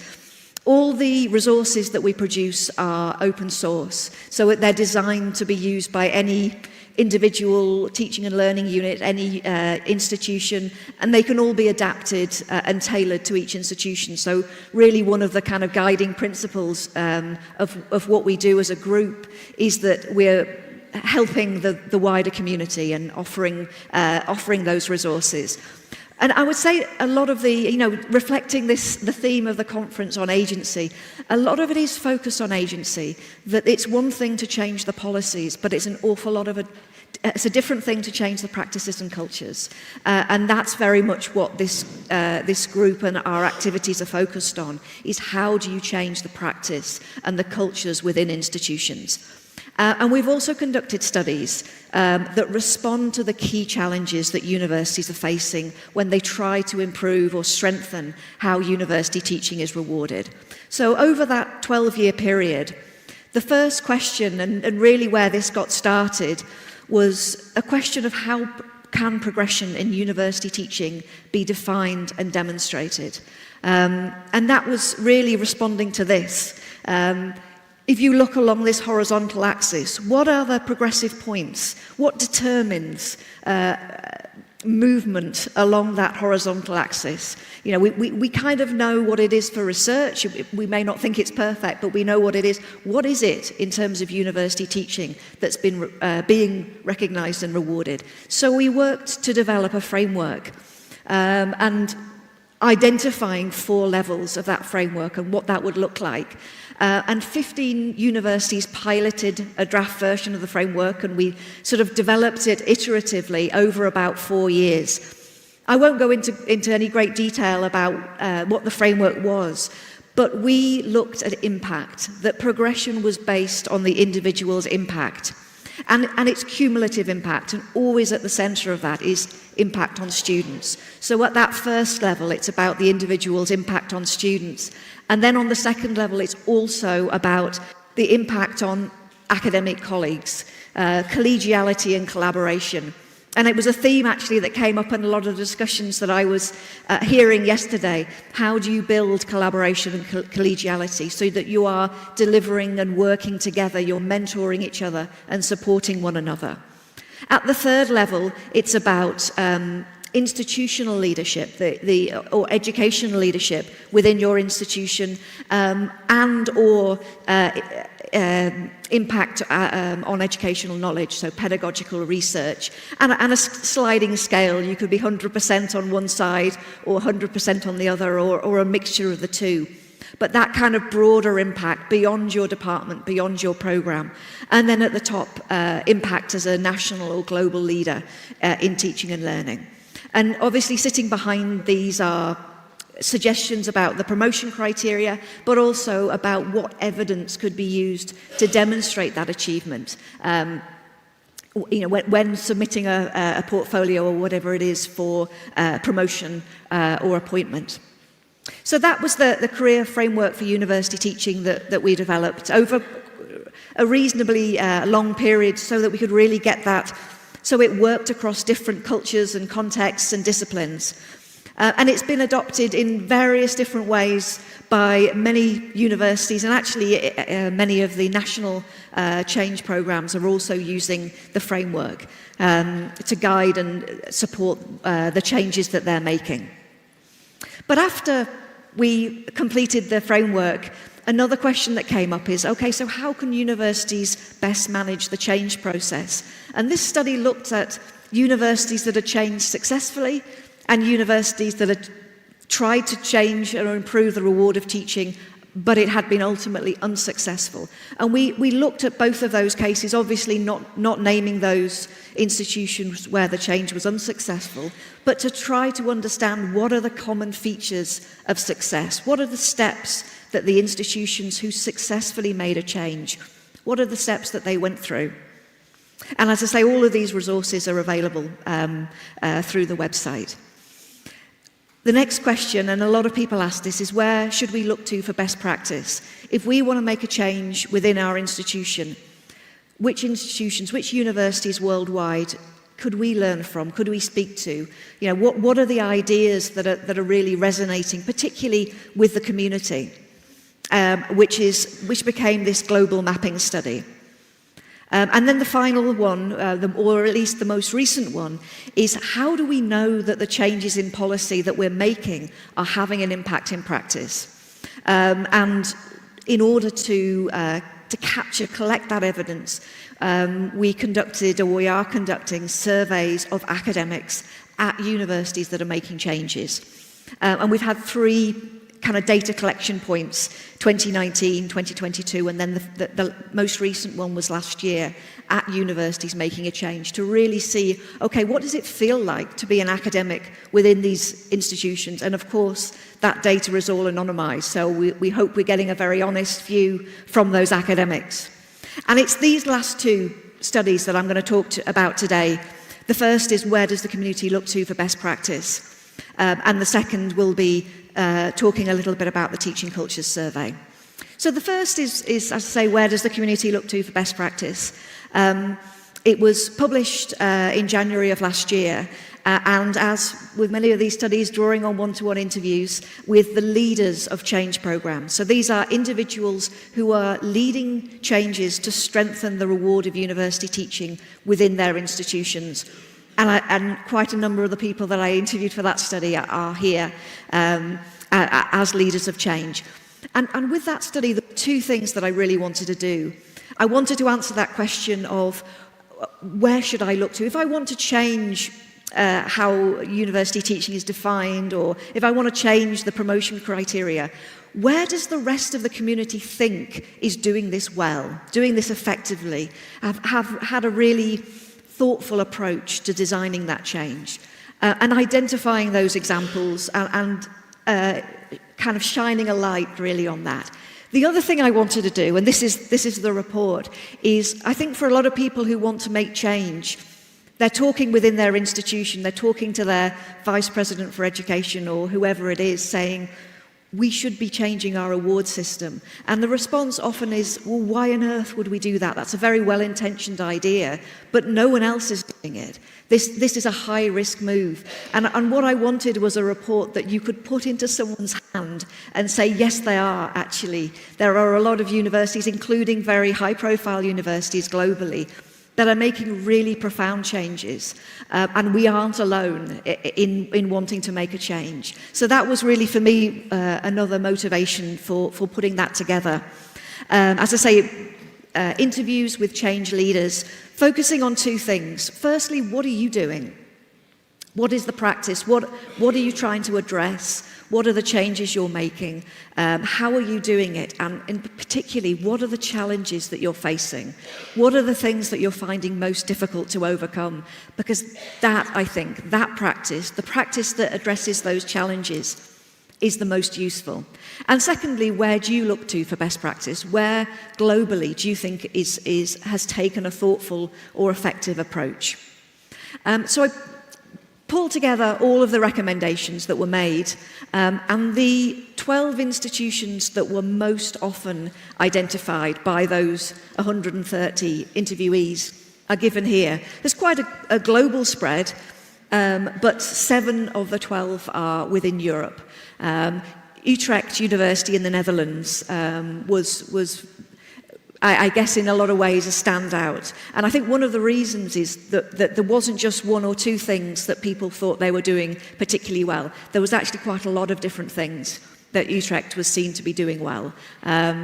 So one of the things that I wanted to look at was, these are the top 12, but obviously there were many other institutions that were well regarded. What are they doing? What can we learn from what they're doing? And what is the sort of shared approaches to addressing the key challenges facing universities? So the challenges that were identified by interviewees fell into 4 buckets. There's a challenge about designing and implementing new career pathways. Challenges around how do you evaluate impact? You've got these new pathways, but how does the academic demonstrate that they are meeting those criteria? The third is around support systems, educational development, the structures that are in place to support progression. And the fourth is culture change. How do you drive the culture change? How do you change the values and the underlying cultures within the institution? So I'm just going to tease out 1 or 2 examples of the best practice within each of these 4 buckets. The first was around career pathways, and the challenge was designing career pathways that reward university teaching and foster career diversity, collegiality, and routes to educational leadership. That's a pretty high bar. And when people were identifying best practices, there tended to be 3 types of practice that they identified. The first model is what I would call a blended career pathway. So it's a career pathway where almost all, if not all, academics are on a single pathway, and there's a baseline of competence or that you need to reach in the domains of research, teaching, external impact, and maybe citizenship, something like that. But all academics need to meet a kind of threshold level. But beyond that, they can identify the weighting that they place on different activities. So maybe they place more weight on university teaching, or maybe on research or external impact. But there's a lot of flexibility there in how people design the weighting and focus of their career. And one example of that is Eindhoven University of Technology, one of these Dutch universities that has redesigned their reward and recognition system, and they're using a blended career pathway. A second is an education-focused track, but one where there are genuine routes to educational leadership, where there are robust progression criteria, and crudely, it's not seen as a second tier, a second tier career route, which can often be such a huge problem with education-focused career pathways. And one of the well-regarded examples of that was at University of British Columbia in Canada. Also, actually, the University of New South Wales in Australia was also very widely cited for their education-focused track. And the third was a pedagogical merit model, which will be familiar to those in Sweden and Norway, but maybe not so much to those outside those countries. This is something that sits alongside but outside formal career pathways. And if you meet a certain threshold, it's a relatively high threshold, but if you meet that threshold in university teaching and your application is successful, you get a permanent increase in salary. And at many of the universities, actually your department also gets an increase in the education budget that they're allocated. So there's an incentive for the individual to join, but also for their department head for them to join at those institutions.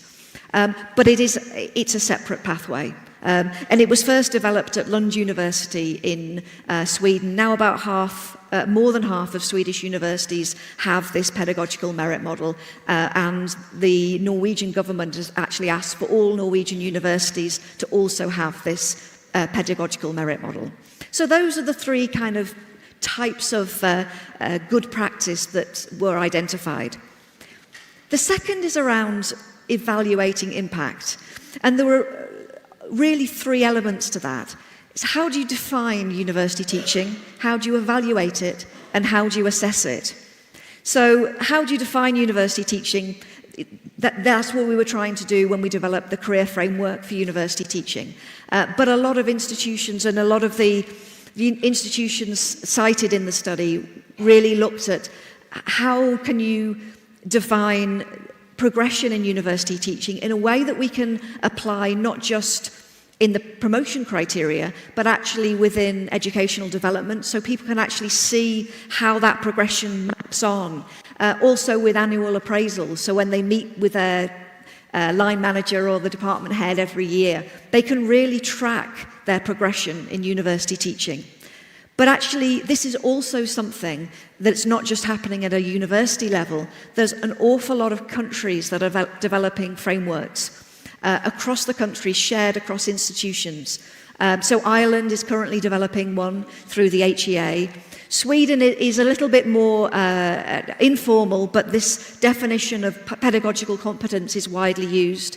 Denmark have developed this national framework, and each institution is applying it across many different processes to track that progression. Spain, I know, have recently developed a framework through the REDO group, but there are many, many other countries working. I was speaking to someone yesterday from Portugal. There's a development of a framework in Portugal and many other countries.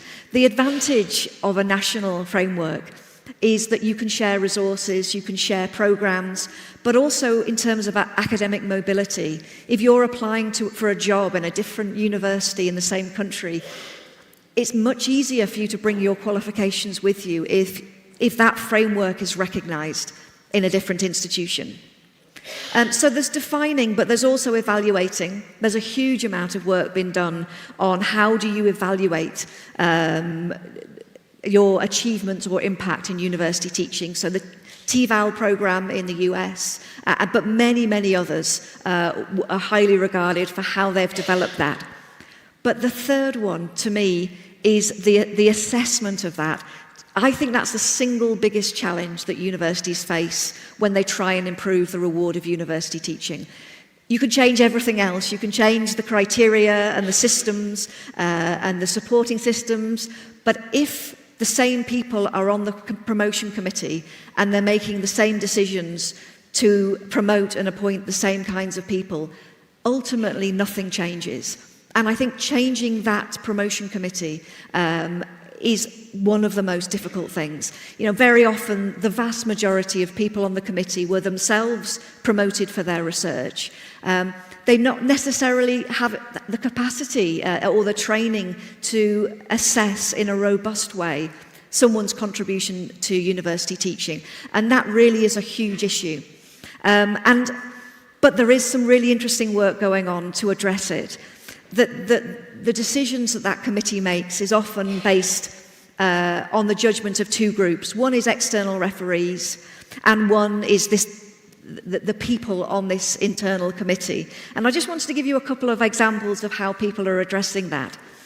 One example from Sweden, across Sweden, and I think both people who are leading this program, Katarina Winker and Thomas Olsson, are somewhere here in the audience, but they're training academics across Sweden to be external pedagogical assessors, to assess teaching portfolios at other universities, so that when people are asked to make an assessment of a candidate, they're trained to make an independent and robust assessment of their contribution to university teaching. They've now trained over 300 academics across Sweden to be external pedagogical assessors, and 1/3 of those people also sit on their internal promotion or appointment committee. So that's really also changing internally the decision making. And another example from Eindhoven University of Technology that I mentioned before, they've got a pilot going on at the moment looking at aligning the composition of the promotion committee with the profile of the academic. So if you remember when I mentioned blended career pathways, where you could shape and build your own profile based on your interests and specialisms, that they at Eindhoven, they've got a core group of people who always form the basis of the promotion committee, but the additional people that join them will be expert in the areas in line with the composition of the individual's profile. Now, I think that's a huge change, and an awful lot of universities are looking at what's happening in Eindhoven, because I think if it works in that context, it's got real potential to work elsewhere. So the third bucket of activity is support systems, institutional processes that support continuous educational development for all academic profiles and career stages. Again, a very high bar. There's a lot of different things that go into that, but I just wanted to give you one example of a university that was really well regarded for supporting individual interests and specialisms. It's another Dutch university, Vrije University in the Netherlands. And this is if you can see this is these kind of hexagons is the model that they've developed for their educational development. And if you can see along the centre, in the dark colours, the university teaching qualification, the senior qualification, and the educational leadership course, those are all the core qualifications. And then from that, all of the courses that you can do that are linked to that. And they've got this kind of interactive map, I guess, on their website, so you can really explore progression. But they've also got these suggested pathways, allowing people to become specialists in different areas as they develop as a university teacher. So I've just highlighted an example here of what an educational leader is and what they've suggested, the different workshops and programs that could build up to becoming an educational leader. And I think the visuals of this and the ease with which academics can think about how they're developing, and that there isn't just one pathway, there isn't just one type of teacher. Actually, there are different areas of specialism and different interests that you can really work to develop. And then the last, and certainly not the easiest, is culture change. Cross-community cultures that value university teaching, support individual pathways, and foster trust in the system.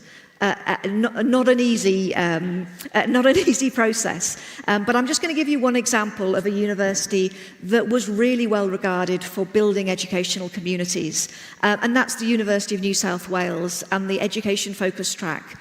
And they've really thought very carefully, very thoughtfully about how do you build the communities of these individuals. Firstly, how do you create connectivity between education-focused academics? Maybe there's only 3 or 4 education-focused academics in each department, and that they may feel quite isolated. And really thinking about how do you develop activities and communities of practice that bring together this institution-wide community. They've also thought about then how do you build communities between the education-focused academics and the wider academic community. And again, really, I think a really thoughtful approach to building and supporting that broader community. But also, how do you connect education-focused academics with the world, with the education-focused global community? And with a lot of schemes, including really focusing on communities like ICED or the ICED conference. and bringing those education-focused academics. And I think anyone who's been to those conferences will see a pretty large cohort from the University of New South Wales, but really thinking how are they building their broader communities and their partnerships with others, with other universities. So that was an example that a lot of people cited in those interviews. So that was where does the community look for best practice? But I think that the big question is, are the reforms having the desired impact in practice? Are these policies that are being changed really changing the experiences and views of academics within those institutions? So we launched the Teaching Cultures Survey with 3 runs, as I say, 2019, 2022 and 2025, capturing that feedback.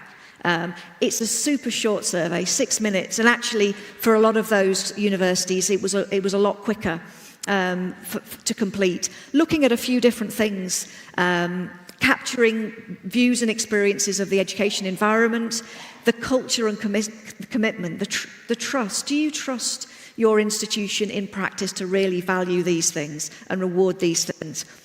What happens in practice, the role of university teaching in review processes, in promotion processes, and also about how you think your institution is changing and how you'd like it to change. So in the most recent survey, 17 universities took part from 9 countries and 4 continents, so a pretty broad group there. And these are the institutions that took part in 2025. A number of the institutions that I've highlighted in terms of best practice, like Vrije University, University of British Columbia, University of New South Wales, and many others, Utrecht University. So, and what unites these institutions is they've either all made change to strengthen the reward of university teaching, or they're just starting to make change. And in terms of what they're all doing at least one of these things, and most people are doing more than one. Establishing new standards for university teaching, redesigning all career pathways, redesigning education pathways, and introducing pedagogical merit models. So all the participating universities are either doing something systemic and substantial or about to do so. And in terms of the findings, I mean, one of the most, as soon as I got the data through for the 2025 survey, the first thing I wanted to look at is, of the universities, the 12 universities that have taken part across multiple surveys, are they changing? Are the changes that they're making really having an impact? And the answer is yes. And actually, there's only 6 years between the first and the last survey. That's not very long. I remember somebody saying to me that universities change in units of decades and centuries. But actually, in 6 years, yes, these institutions did make a change. There are 5 particular metrics here that I was interested to look at. Whether your institutional leaders, so these are the questions, a sort of paraphrase of some of the questions in the survey. Are your institutional leaders committed to rewarding excellence in university teaching? Is university teaching explored in depth in your most recent annual review? Is teaching important in promotion to full professorships at your university? Are the measures used to assess quality and impact in university teaching, are they robust? And are education-focused roles at your university career limiting? So these are just 5 of the metrics, but 5 interesting ones from the institution. 4 of these improved. Obviously, for the last one, improving would be going down rather than up. So fewer people think that education-focused roles are career-limiting. 4 of these improved. 1 of them didn't improve. Would anybody shout out what you think of those would be least likely to improve? Yep. Any other suggestions? Number 3 is 1. 4 and 5. It's 4. I'm not sure I would have predicted that. I would have thought, 3 and 5. Those are fundamental. Those are about when the rubber hits the road, what's happening in practice. It's interesting. I'm actually doing a follow-up study looking at some of the questions coming out of the survey. I don't know why that hasn't changed. One hypothesis I have is that actually when you start really talking about change and you start talking about the metrics, people realise actually they're not terribly good, are they? That before you start the change, maybe you think, oh, it's fine. We have student evaluation scores, we've got something else, it's probably okay. It's not till you really start thinking about what are you measuring here, what do you care about, that you then think, actually, no, they're not great and we need to do something. So it could be actually, in some ways, a positive sign that hasn't gone up. But it's something that really interested me. But for the others, across the institutions, on average, there was a rise, a statistically significant rise in all of the other of those four, and a number of the others actually in the survey. So change is possible within years, not decades. I just wanted to touch on what sets apart the strongest performing universities. Because what are the features of those universities that generally had stronger scores in the survey? So this is just one of the questions in the survey. Time spent on university teaching has a positive impact on the career progression of academics at my institution. Very broad question. And we gave people, it's a simple Likert scale, agree, disagree. And overall, 29% agreed and 39% disagreed. But if you actually break that down by institution, there's a lot of difference there. From the top, you've got 20% of people agreeing, right down to 43% of people agreeing. So there's a huge spectrum there. So I was interested, what's happening at those top third institutions? What can we learn about what they're doing that perhaps is different? What's the data telling us about what's happening at those institutions? And there's 4 things I just wanted to highlight that are happening at those institutions that is different. The first is about career stage. There were huge and fascinating differences by career stage. So early career academics would be PhD students and postdocs. Mid-career academics is associate and assistant professors or equivalent, lecturers and senior lecturers. At the higher performing universities, early career academics showed less uncertainty about what happened at their institution. If you ask them, is university teaching important in promotion to full professorships? At those strong universities, the PhDs and postdocs were much less likely to say, I don't know, I'm not sure what happens. They're much more likely to have a positive response. There was a really strong correlation there. Uncertainty went up during COVID, which isn't any great surprise because nobody was on campus to have those conversations. But uncertainty was higher amongst those universities generally where the survey scores were lower. The second is mid-career academics are less likely to be sceptical.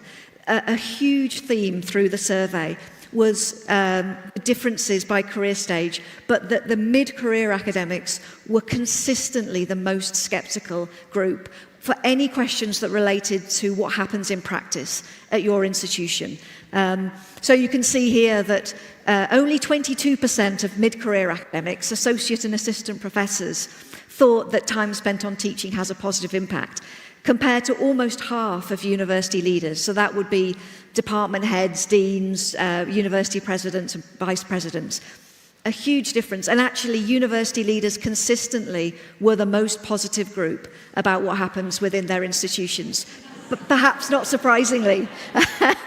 And mid-career academics were the least positive. But actually, one of the things that I found really interesting is I've presented these findings.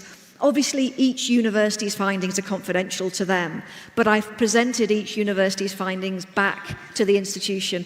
And I think it's really interesting to speak with the university leaders about these differences at their institution, that the viewpoint from being a department head or a dean or a university president is very different to the viewpoint from within the institution, and actually airing that and hearing that laugh when this data comes up on the screen when I'm presenting that back is actually very valuable, I think, and really seeing what those differences are.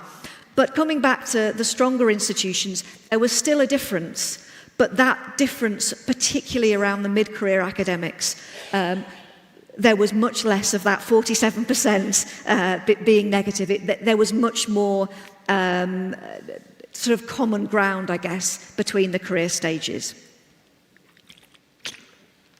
A third really striking common factor between the strongly performing institutions is that the views of education-focused academics and the views of research and teaching academics were aligned on some really important questions in the survey. But at universities where overall the scores were much lower, there was a huge difference. So on the question of are education-focused roles career limiting, the education-focused academics would be saying yes, they are. The research and teaching academics would be saying no, that they're not career limiting. There are opportunities for development.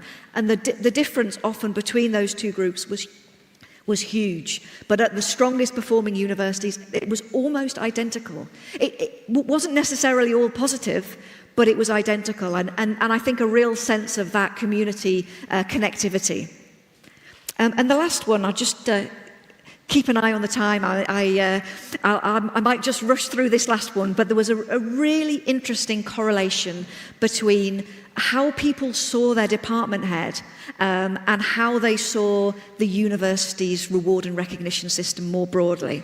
So people's views of department heads sat at the centre of the data set. And if you believed or reported that your department head was committed to rewarding university teaching, you were much more likely to agree with all sorts of the statements in the survey.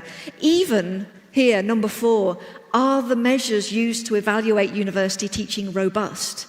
And if you looked across the survey scores, if you wanted a single barometer of how an institution had done in the survey, you looked at this question.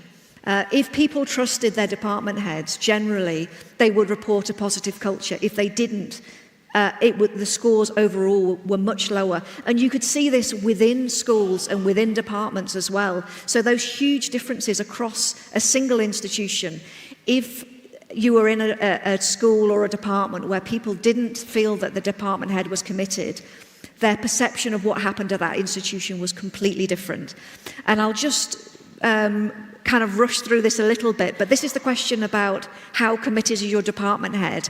If you put the people, depending on their response, into a different bucket, depending on whether they said their department head was very committed through to not committed at all, and you ask this question about how robust are the sources of evidence, of the people who saw their department head as very committed, more than half of them said that the way that their university measured university teaching, the measures were very or somewhat robust. If you didn't believe that your department head was committed at all, only 11% of those people said that the measures they used across their university were robust. And this was also true this relationship was true for so many questions. So the question about whether education-focused roles are career limiting. If you're at a university in a department where you think your department head is very committed, only just over a third of you would say that education-focused roles are very committed. But where you think that your department head isn't committed at all, 85% say that education-focused roles are career limiting. So this one factor had a huge impact. So just to finish off, I just wanted to, obviously, speaking with you, wanted just to touch on the role of educational developers, because educational developers absolutely lie at the heart of the changes. It was amazing how many educational developers are either leading or co-leading the changes that I've been talking about, the vast, vast majority. And they really play a crucial role in translating policy into practice, changing the cultures, changing the support systems, changing the communities of practice. And that is at the heart of the genuine changes that we were seeing through the Teaching Cultures Survey. But that can only happen when other stars are aligning, when those educational developers have leadership support and a real commitment to change from the top, when there is institutional investment, when there's funding for communities of practice, for seed grants, for other kind of activities and support systems, where there's a willingness across the university to work together across disciplines and departments, and where that individual is benefiting from these kinds of global collaborations. Those four things have a huge impact on this, the capacity for change. And a lot of people say to me, okay, if I don't have leadership support and I don't have any extra money, what can I do? And I think the other two pieces of that, the willingness to work, and you're building that willingness to work across departments and the cross-institutional collaborations, are two pieces that really can be worked on. And I will just rush over this final slide a little bit, but where these conditions exist, I just wanted to give you a sense of what are the educational developers working on these, across both of these studies, amongst the highly regarded institutions and the universities that did particularly well in the survey. What are the educational developers focusing on and thinking about? There are the shared priorities. Since the survey came out, have focused on trust in department leaders, collegiality and collaboration, these unified standards, looking at annual appraisals. A lot of institutions, after they've made a change, have come back and really looked at how are we supporting academics development during annual appraisals, looking at diversity and flexibility in careers. And then in orange, the things that people are really struggling with and really struggling to improve. Strengthening the experience of mid-career academics, I think, is a real challenge. Improving how university teaching is measured is an ongoing challenge. Protecting academics' time for educational innovation and leadership when they feel overloaded with work. How can I progress my career when I don't have time to invest in the things that I would be rewarded for? And finally, building the capacity of promotion committees to assess university teaching. So that's a whistle-stop tour, just to say the next steps for advancing teaching. I'll be digging into some of those big questions that sit beneath the survey data. And hopefully that study is due to launch in October 2026. And we will have another round of the Teaching Culture Survey in 2 years' time. But thank you very much. Thank you.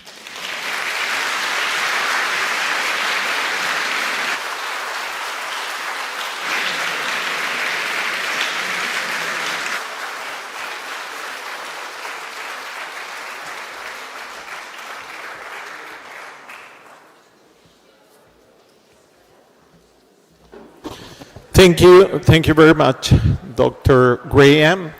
Unfortunately, due to the time, we are not going to have time for questions, and we want to give Dr. Graham a small present for her thanking her presentation. Great presentation. Yes. Thank you very much.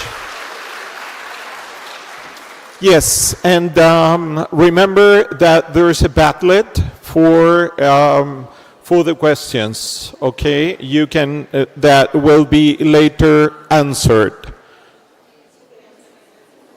Sorry.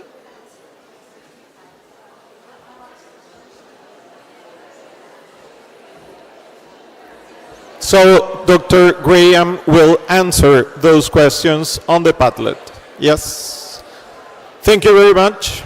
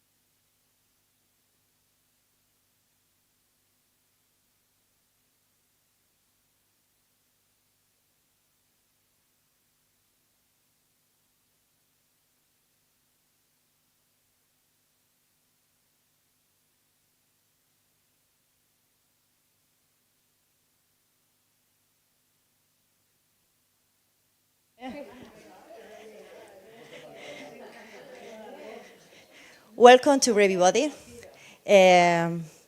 My name is Macarena Trujillo, and I will be the chair of this symposia. This symposia will be conducted by three presenters: Amparo Fernández from the University Politécnica of Valencia, María Sancho from the same university, and Paulo Sarriugarte from the Universidad del País Vasco. All the presentations will be in Spanish. Sorry. Yes. Yes. With the slides in English, but the presentations in Spanish.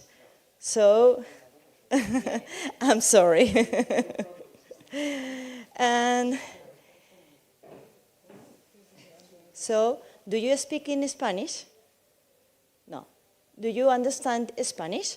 Yes. Do you, more or less? Okay. So, more or less, the session will be structured in the following. The first presentation is conducted by Amparo, and more or less is 30 minutes, and is general topics about educational research in disciplines. Then follows Maria with her presentation in more specific aspects. And finally, with Paulo, we are going to see a specific contribution to the research on discipline, okay, specifically in physics. Okay? So we are dealing with from general to specific aspects, and from the individual researcher to a group of researchers, group of research in case of Paulo, and Annette in case of Maria. So they are going to present following one-to-one, and at the end we have a space for questions, comments, remarks. Okay, so thank you and enjoy. So Maria, Amparo is the first. If you need a micro, here. Ahora, aquí estoy. A ver, me puedo poner por aquí. Hola. Good morning. Everybody. Have we to connect this or no, it's connected. Me la voy a poner así. Así me veis, ¿verdad? Ok. Bueno, como ha dicho Macarena, soy Amparo Fernández. Llevo trabajando en la Universidad Politécnica toda la vida y felizmente desde enero ya estoy jubilada. Así es que hablo desde la paz de la jubilación. Bueno, la idea de este simposium era un poco reunirnos, es verdad que mira, pues el idioma pues tiene estas cosas, para seguir debatiendo y reflexionando sobre cómo conseguir que la investigación en docencia en las disciplinas sea de verdad una cuestión asumida por la cultura universitaria y, por lo tanto, sea un elemento clave de la agenda de las universidades y de los profesores de esas universidades. En mi caso concreto, yo vengo del área de educación, trabajo con las personas que veis ahí delante, todas en primera fila, en investigación en docencia. Ellas saben de sus disciplinas, yo de sus disciplinas no sé nada, pero bueno, voy aprendiendo a medida que trabajo con ellas. En el fondo yo voy a plantearos un planteamiento más general, ¿no? Pero el foco lo quiero poner en cómo investigar en docencia es una herramienta básica para desarrollar la capacidad de transformar la visión que tienen los profesores, sus ideas, sus concepciones sobre aquello que es enseñar y aprender. Es decir, en el fondo transforma la visión que se tiene de ese proceso tan complejo que es la enseñanza y el aprendizaje. Y eso genera, un poco con el lema de este congreso, una idea de capacidad de agencia, de influencia de esos mismos profesores sobre el entorno en el que trabajan. Y tiene una segunda derivada que creo que es importante. Si esto se consigue extender dentro de la cultura, también da capacidad de agencia a las instituciones para transformar sus prácticas de manera global y no solamente con cuestiones aisladas, pequeñas, en lugares y en contextos muy específicos. Por lo tanto, de alguna manera es una estrategia para cambiar la institución universitaria y toda la comunidad que la componen, que son sus profesores, sus estudiantes y su personal de apoyo. Así que vamos allí, a esto, a ver cómo lo... Voy. Muy bien. Yo he empezado por hacer un símil. Cuando hablamos de aprendizaje, sabemos que para que alguien aprenda tiene que hacerse preguntas. Si no conseguimos que nuestros estudiantes... ¿No se oye? ¿Tienes el puntero? Vale, ok. Si el estudiante no se hace preguntas, pues realmente no se produce esta idea de aprendizaje profundo, transformador, que le ayuda a entender y a cambiar conceptualmente. Si sigo con ese símil, cuando pensamos en los profesores y las profesoras, ocurre lo mismo. Si queremos que los profesores transforméis vuestras maneras de pensar sobre la docencia de vuestras disciplinas, tenemos que conseguir que os hagáis cada vez mejores preguntas. ¿Qué ocurre? Además, os las tenéis que hacer vosotros mismos. Es decir, no vale que yo os presente todas las preguntas que nos hacemos en investigación y que vosotros me las repliquéis exactamente, sino al final tiene que ser un cuestionamiento permanente desde la propia identidad de cada uno de los profesores y sus disciplinas. Pero claro, todo esto, me siento fatal aquí porque me voy a poner. El problema es que no me oyen nada. Que lo encuentro una barrera, os tengo ahí y no os veo. Vale, voy a coger el micro. Hala, dame, que voy. Es que me encuentro muy incómoda así con los pocos que somos. Vale.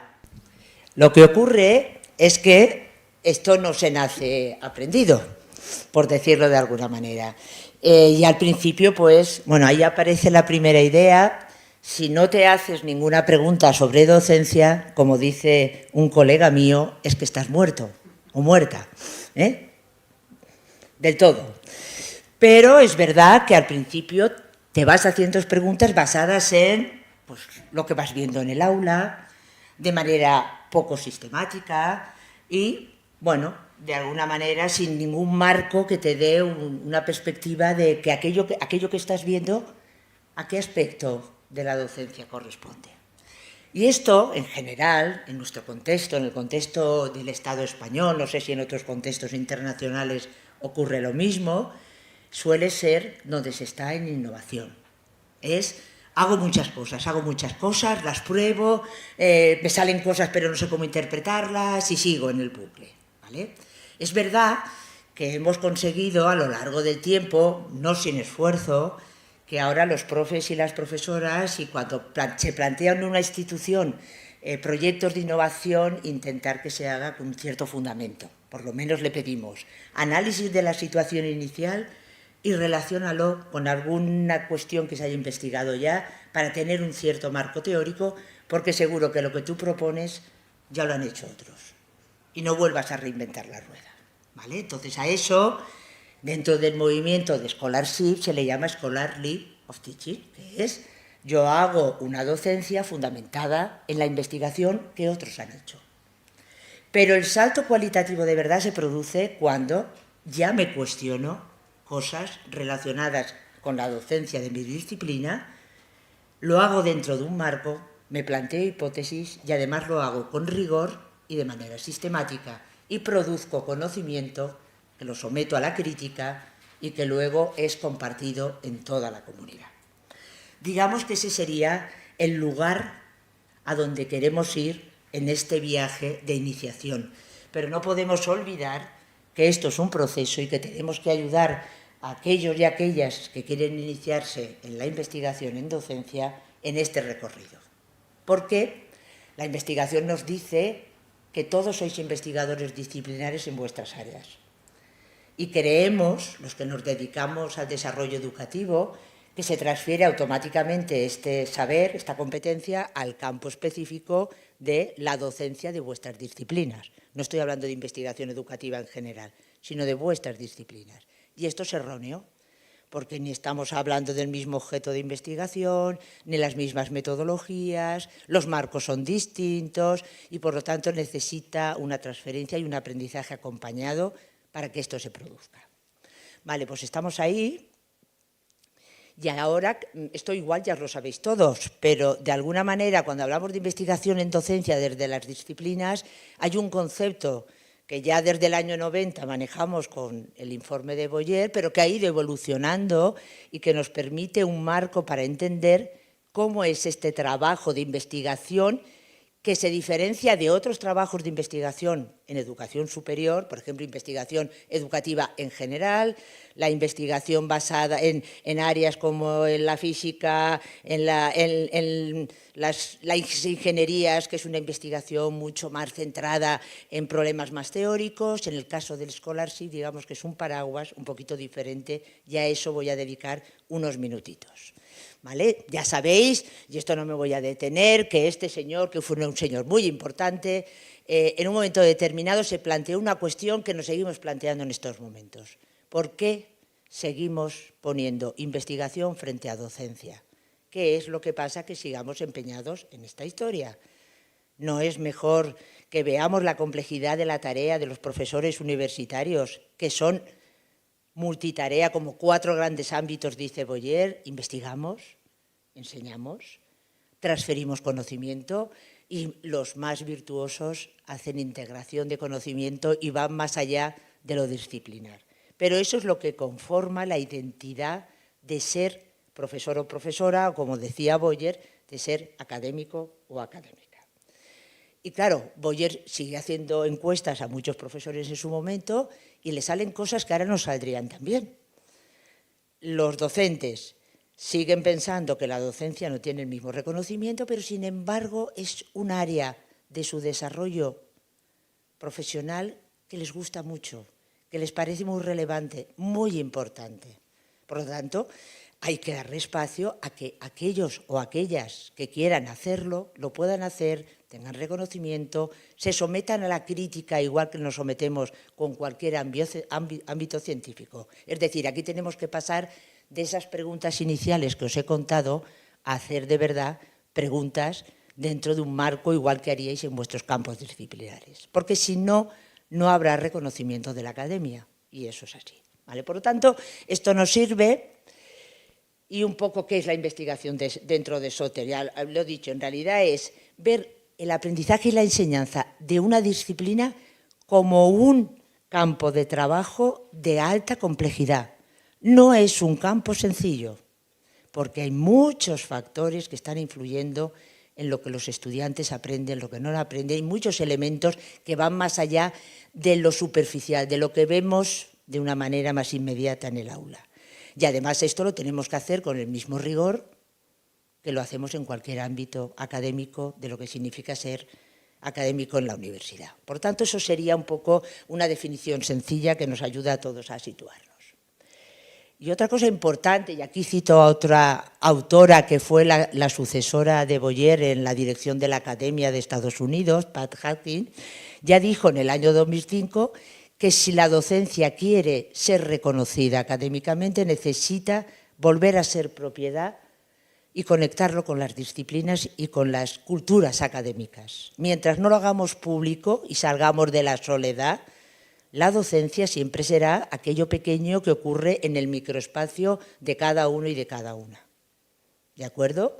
Y por lo tanto, pues bueno, ¿qué dijo Schulman? Pues necesita criterio, sistematicidad, necesita ir a la academia y compartir, y necesita ser validada. Por lo tanto, eso hace que las culturas académicas disciplinares lo integren en su propia concepción de lo que es importante. Y es la única vía.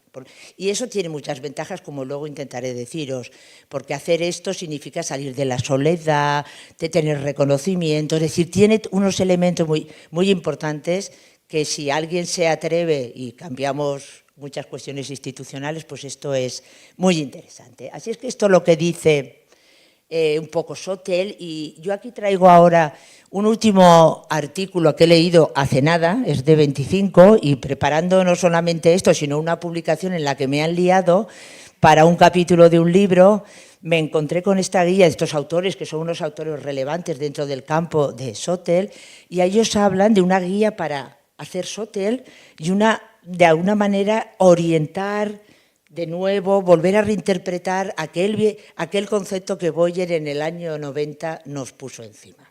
Por lo tanto, esto ha tenido procesos, trabajo. ¿Y ellos qué dicen? Dice, razones que están detrás para empezar a hacer Sotel. Os van a sonar todas, no hay nada que sea muy diferente. Te permite, esto ya lo he dicho, pasar de algo intuitivo a algo sistemático, dentro de un marco. Esto sería el primer elemento con el que os encontráis todos aquellas que habéis empezado a hacer investigación. Pero también nos lleva a otro lugar, que es una perspectiva muy holística de todos los complejos problemas que tiene el aprendizaje de cualquier disciplina. No hace falta que ahondemos porque lo sabemos. Pero tiene otro elemento, que es la docencia siempre se ha considerado como una profesión, digamos, opaca, se le llama en la investigación. Opaca porque está dentro del mundo pequeño. Vosotros pensáis, cuando antes queríais entrar a una clase a ver a un colega y te decía, hombre, no, que este es mi espacio, aquel es el lugar donde yo construyo aquello que solamente lo puedo ver yo. Mientras sigamos ahí, pues evidentemente no estamos en el debate público, en la conversación, etc. Y esto nos saca de esa soledad, pero nos pone también a veces en una zona que no nos gusta mucho, que es admitir críticas, tener que hacer críticas constructivas, etc. Pero eso seguro que ayuda a seguir creciendo. La idea de la propiedad de la comunidad, quiero decir, ¿cómo podéis avanzar en vuestras disciplinas para saber por dónde hay que avanzar en la docencia de esas disciplinas, de la bioquímica, de alimentos, ¿cómo se llama?, la conservación? Pues o hacéis investigación y la hacéis vosotros o no es posible avanzar. Por lo tanto, la propia comunidad académica se beneficia de aquello que se produce. Y esto es una cuestión importante dentro de la perspectiva Sotel. Lo digo porque yo que vengo del ámbito de la investigación en general, muchas veces nosotros investigamos cosas que nunca tienen una repercusión en la docencia de lo que ocurre en el aula. Sin embargo, Sotel siempre tiene que tener esa perspectiva de mejorar lo que hacemos, ¿de acuerdo? No solamente generar conocimiento, que está muy bien, para hacer avanzar en la ciencia.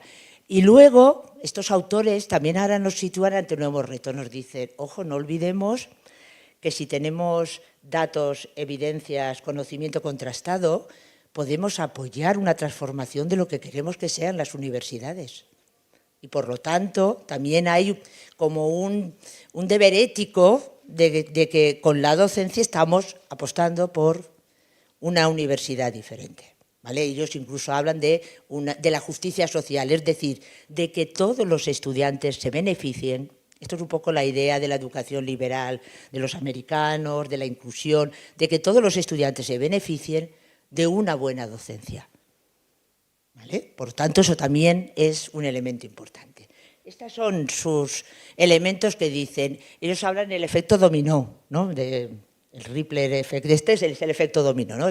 Son como las fichitas de dominó. Y después dicen otra cosita que ponen, un marco para entender esta construcción de conocimiento que es la investigación dentro de Sotel. Hay una parte más pragmática y otra parte más humana, que también es importante. La parte más pragmática es, esto ya lo he dicho, es una investigación contextualizada, situada y para intervenir en la práctica, ¿vale? Segundo, podemos tener influencia no solamente en lo micro, sino en lo meso y en lo macro. Por lo tanto, esto moviliza la capacidad de agencia, de influencia.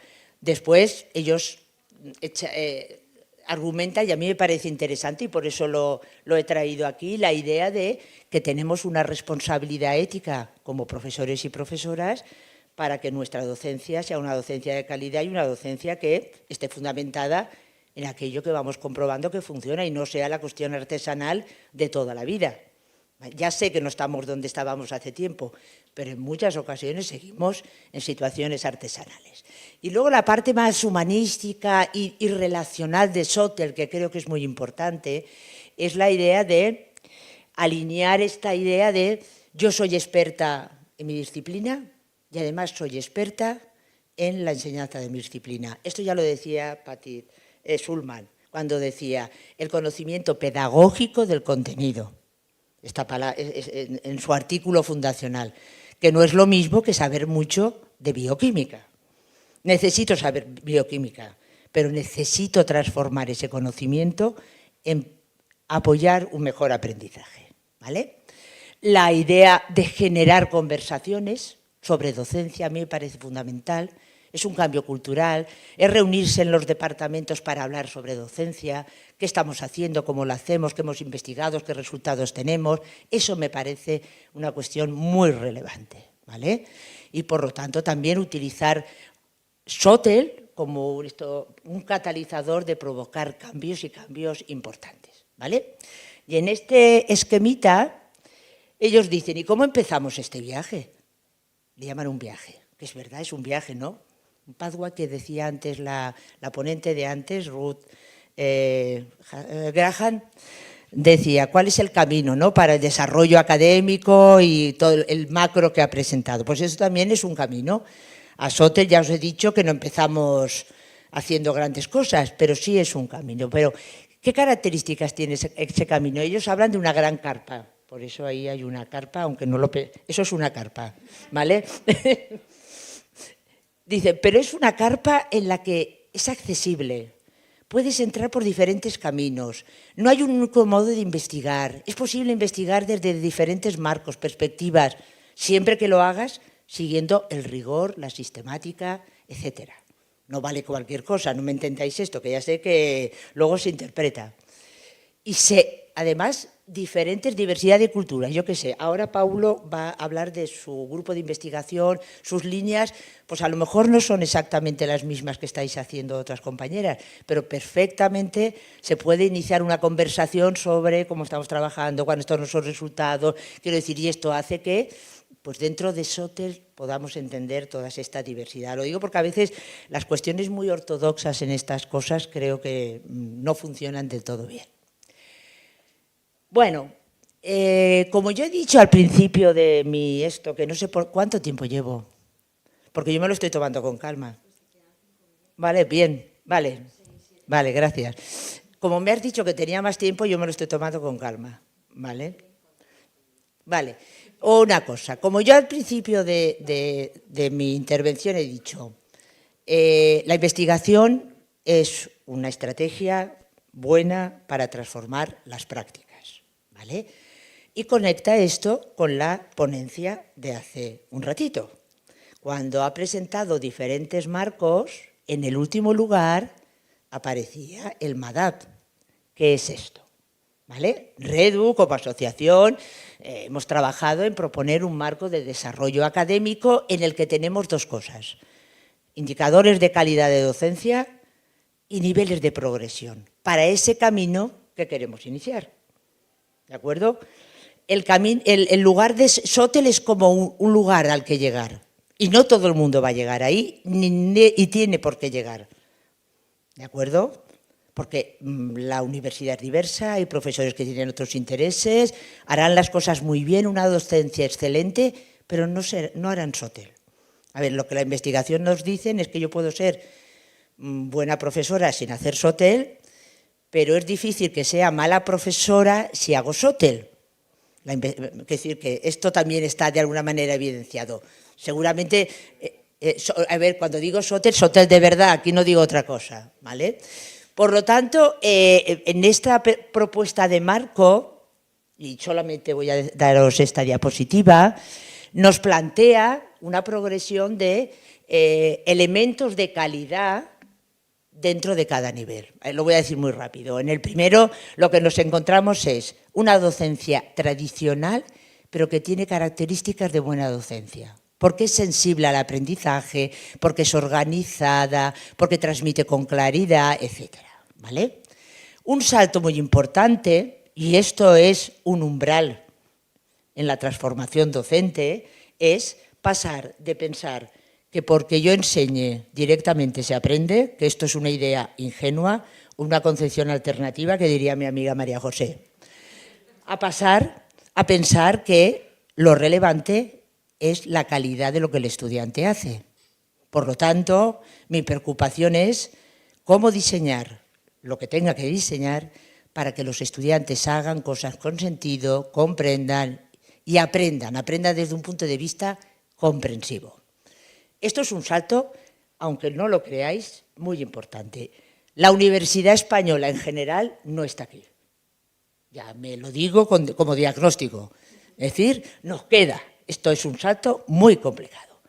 Pero claro, si ya quiero ir aquí, mira dónde está Sotel. No solamente tengo que ser muy buena, ¿vale? Sino que además hago investigación. Y soy buena porque si investigo sobre mi propia docencia cada vez voy sabiendo más y eso significa que me estoy haciendo cada vez más preguntas interesantes sobre mi enseñanza y por lo tanto mi práctica mejora, ¿vale? Porque sabemos que lo que manda de lo que hacemos en la práctica son cómo pensamos la enseñanza y el aprendizaje. Si yo creo que enseñar es que yo lo haga todo muy bien, lo explique todo correctamente, porque eso provoca directamente aprendizaje, yo cuando me dicen que tengo que hacer actividades para los estudiantes no lo entiendo. ¿Para qué? ¿Vale? Hay gente que está aquí como activista del todo, pero conceptualmente está aquí, ¿vale? Bueno, dicho esto, esto lo pongo porque luego María lo va a recoger un poco de dónde quieren estar ellas, para que veáis que realmente pues, tener un marco nos ayuda a ver cómo podemos trabajar con los profes que queremos que vayan avanzando en sus concepciones docentes para que puedan hacerse mejores preguntas de investigación, que es donde estamos en estos momentos. Y sigo. Vale, que ya no me queda casi nada. Vale, cualquier ámbito académico, ¿por qué se destaca? Porque cuando hacéis investigación, ¿qué os hacéis? ¿Preguntas o no? Y cada vez mejores preguntas, espero. ¿Vale? Y cada vez que haces mejores preguntas en un marco determinado, vas avanzando y se te complican aquellas preguntas que antes ni te hacías, no recordabas que las hacías. Pues en docencia pasa exactamente lo mismo. ¿Cuáles son las claves que nosotros desde el MADAT y desde los que hemos trabajado en el MADAT hemos detectado como preguntas que ayudan a transformar las creencias de los profes? Son estos grandes ámbitos, estos son como hectáreas de desconocimiento, mucho, ¿vale? Pero en el fondo van todos al mismo corazón. ¿Qué es lo que causa el aprendizaje? Y aquí conecto con un marco muy importante, Student Engagement, y todo lo que tiene que ver como marco interpretativo para comprender qué ocurre. El segundo, ¿cómo es la naturaleza de eso que aprenden? Porque aquí pueden estar muy implicados, pero hacer tareas repetitivas y reproductivas. Anda que no hay de eso, ¿vale? Pero ahora queremos que además comprendan. Ahí nos vamos a otro marco. A ver, en educación superior y en educación en general, no es que los marcos sean como cosas distintas, en realidad están todos en interacción. Lo que pasa es que son focos que determinadas escuelas y tradiciones de investigación han puesto en un aspecto o en otro. Los americanos son mucho más pragmáticos, pues se fueron por ahí, por el Student Engagement. Pero cuando se dieron cuenta de que la implicación no era suficiente para explicar la calidad del aprendizaje, fueron a los marcos de la comprensión que eran más europeos. Y entonces ahí hablamos de aprendizaje superficial, profundo, reproducción, comprensión. ¿Vale? Otra, digamos, tradición investigadora está muy ligada a la psicología cognitiva. Ya llevaba mucho tiempo trabajando en autorregulación del aprendizaje, pero vuelvo a conectar con los otros dos marcos. ¿Por qué? Porque autorregular el aprendizaje significa ser consciente de lo que aprendo, aprender a aprender, etcétera. Para ser mejor aprendiz y comprender mejor, necesito esa conciencia y esos elementos. Luego, todo lo que investigaba, ese paraguas de investigación, nos daba elementos claros de algunas de las razones por qué mis estudiantes no se ponían a hacer esto. Te explican elementos emocionales. A veces no comprenden porque ni lo intentan. A veces no se implican porque tienen tal carencia de conocimientos previos que no alcanzan a conectar lo uno con lo otro. Es decir, y esto, los modelos de autorregulación te lo clarifican bien, tienen muchos instrumentos de medición y además te permiten diseñar propuestas, digamos, interesantes. ¿Vale? Ya he acabado. Un minuto. Sí, ya me queda una solo. Y la última, que siempre la dejamos, pero es muy importante. ¿Qué enseñamos? Esto es el gran dilema de la educación superior, bueno, en general, pero en nuestro caso, de la educación superior. ¿Cuál es el valor añadido de lo que nosotros proponemos a nuestros estudiantes? Se conecta con todo, es decir, qué vale la pena aprender, cómo vale la pena aprenderlo para que construya, etcétera. Pero todo el debate curricular debería ser un objeto también de investigación, ¿vale? Por lo tanto, esto para nosotros, esto es una construcción teórica, empírica, basada en el análisis de la literatura y en la investigación. Nos parece que estos marcos son interesantes para poder empezar a navegar en el mundo de la investigación. Y por último, es la última, ¿vale? Que lo digo rápido. Es como una conclusión. ¿Por qué la investigación es importante? Vale, la primera, porque os va a permitir manejaros en un contexto específico, ¿vale? La situación, la problemática que tengáis, porque os va a ayudar a una visión crítica de lo que está ocurriendo y porque os lleva, sí o sí, a algo que los que nos dedicamos al desarrollo educativo nos cuesta mucho, a basar la docencia en evidencias y en no lo que yo veo a los estudiantes, les veo buena carita y creo que pues están aprendiendo. O les he pasado una encuesta de satisfacción y los veo muy contentos. ¿Vale? Estoy caricaturizando, pero bueno, para que me entendáis. Vale, y dos cositas. Meterse en un marco conceptual de cualquiera de los que os he dicho os permite empezar a pensar dentro de ese marco. Y eso es importante, porque cuando encuentras respuestas, las vinculas otra vez con el marco. Ah, pues esto tiene que ver porque hay problemas de comprensión o de pensamiento sistémico, porque los estudiantes no sé cuántos, y te vas a ese marco. Y al final acabas naturalizando algo que os cuesta mucho, que es decir palabras de estos ámbitos nuevos porque no son vuestras. Cuando vais metiéndoos, al final, y os miro a vosotras, porque vosotros ya lo estáis naturalizando, eres capaz de hablar igual que hablaría un experto en conceptos umbral, en comprensión, en pensamiento sistémico. Y esto hace que tú cada vez vayas profundizando más y transforma tu aprendizaje, y vuelvo al principio, y con esto acabo, a un aprendizaje profundo de cómo quieres que tus estudiantes aprendan, etcétera, ¿vale? Por lo tanto, el principio con el final, la investigación transforma la manera de entender la docencia y, por lo tanto, la manera de enfocar la educación superior, de transformarla, etcétera. Así que, bueno, esta era mi aportación, que al final me he comido los 30 minutos, ¿verdad? Vale.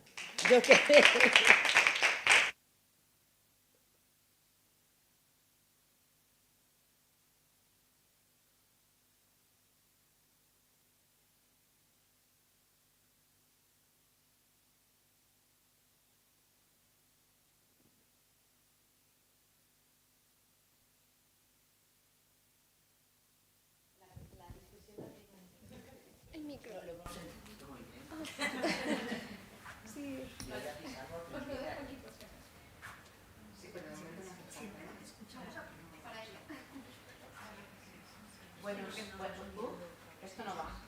Sí, va. Yo, cuando recibes me acerco y me avisan si me Buenos días a todas y a todo, porque estoy viendo que sois todas más Paulo. Bueno, yo no sé tanto como Amparo, con lo cual pues voy a tratar de sintetizar lo máximo posible, porque además lo que os voy a contar es mucho más concreto y es un poco el aterrizaje de todo ese campo tan amplio, de todos esos marcos que ha comentado Amparo, en lo que hacemos en un marco concreto, que es la red Ideales, que vengo a presentaros. Yo soy María Sancho y soy en estos momentos la coordinadora de esta red. Lo primero que quiero contaros, aunque tengo aquí a gran parte de compañeras de la red, ya lo saben, pero sí que creo que es importante para el resto contaros cómo fue el nacimiento de esa red y la vía de entrada de las diferentes personas e instituciones que la constituimos.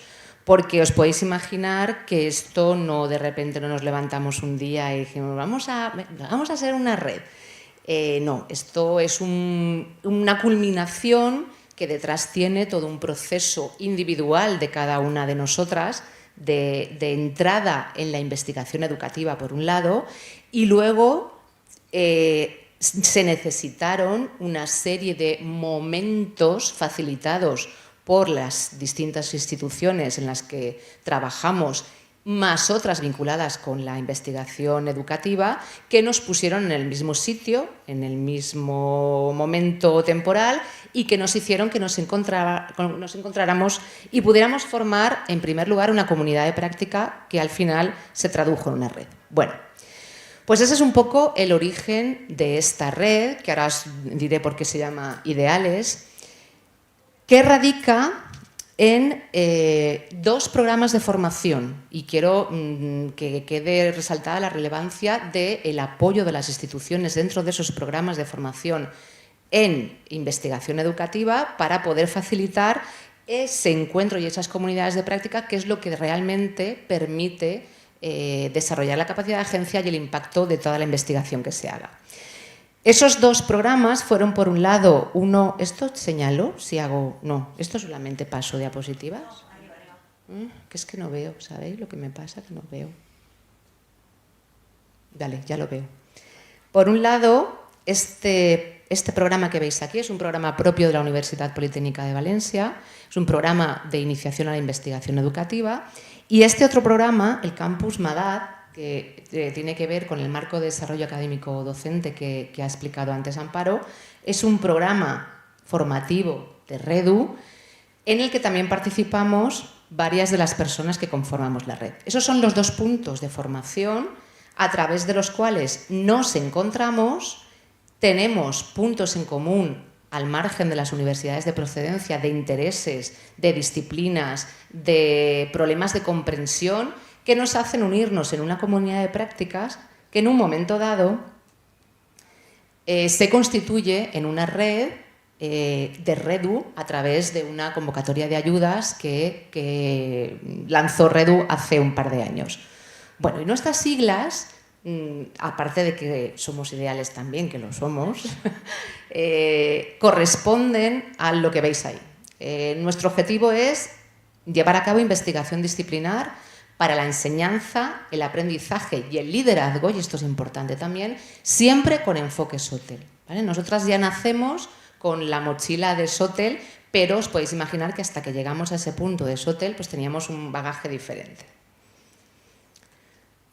Bueno, y con todo esto, ahora mismo creo que somos 4 o 5 universidades las que componemos la red, personas, algunas individuales y algunas con grupos más numerosos, pero fijaros la cantidad de disciplinas que en estos momentos participamos en la red, pues desde la bioquímica, matemática aplicada, tecnología de alimentos, distintas modalidades de ingeniería, pero también tenemos ciencias del deporte, tenemos didáctica de las ciencias sociales, es decir, disciplinas muy variadas que podéis pensar, pues esto cómo se conjuga. Pues bueno, porque al final detrás de todo esto hay una serie de problemas de aprendizaje, a veces comunes, que entre todas investigamos y trabajamos y finalmente aterrizamos en nuestras disciplinas, ¿vale? Pero podemos compartir, y de eso es de lo que se trata, de generar conocimiento y transferirlo a nuestras propias disciplinas.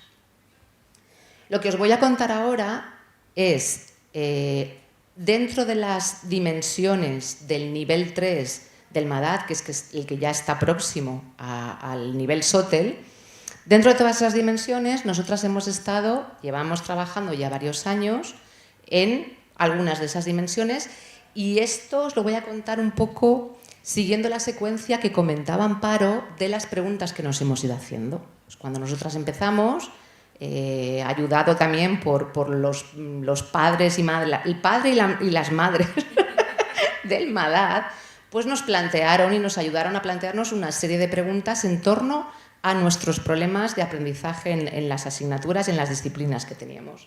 Y a raíz de esas primeras preguntas, y conforme ya nos fuimos metiendo y investigando, a nosotras mismas ya se nos han ido ocurriendo otras preguntas, efectivamente cada vez más complejas, cada vez estamos en un jardín más bonito y más frondoso, y así es como seguimos avanzando. Y un poco os voy a contar esta cronología hacia dónde nos está llevando, que está muy relacionada con las distintas dimensiones de este nivel 3. Y yo he querido empezar un poco con el punto de partida porque es muy, muy importante para la investigación educativa y el enfoque SOTEL, que es, lo ha comentado antes Amparo, entender dónde están las dificultades de nuestros estudiantes en el aprendizaje de nuestra disciplina. Y eso se hace a través de lo que se llama el decoding disciplinar, que es elicitar, visibilizar, explicitar cómo razonamos nosotros como expertos, cómo hacemos, y eso os tengo que decir que es algo súper complicado, por lo que ha comentado también antes Amparo, porque nosotros como expertos hacemos y tenemos una serie de mecanismos, de instrumentos interiorizados que hasta que no vas a explicitarlo no te das cuenta de cómo lo tienes denaturalizado.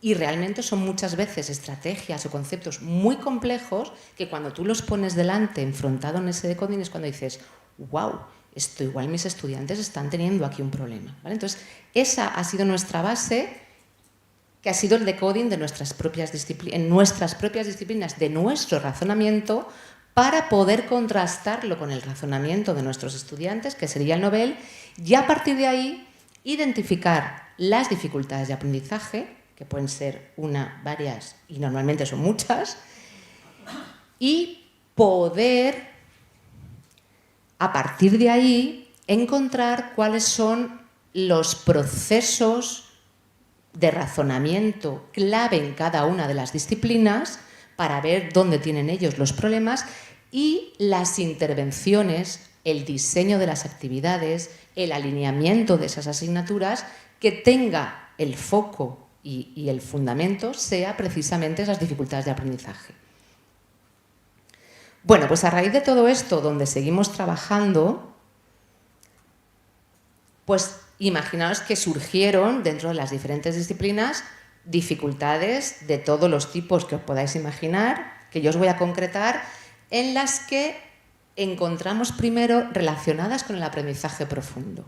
¿Vale? Este aprendizaje no reproductivo, no superficial, orientado a la comprensión, que es hacia donde nosotras y todo el mundo debería llevar a sus estudiantes. Y fijaros aquí, relacionado con esos problemas de comprensión, algunos de los problemas que encontramos y sobre los que hemos estado trabajando. Desde conceptos umbrales, que tiene que ver con esos conceptos que te impiden avanzar en el aprendizaje hasta que no los entiendes de verdad y los sabes aplicar en distintos contextos.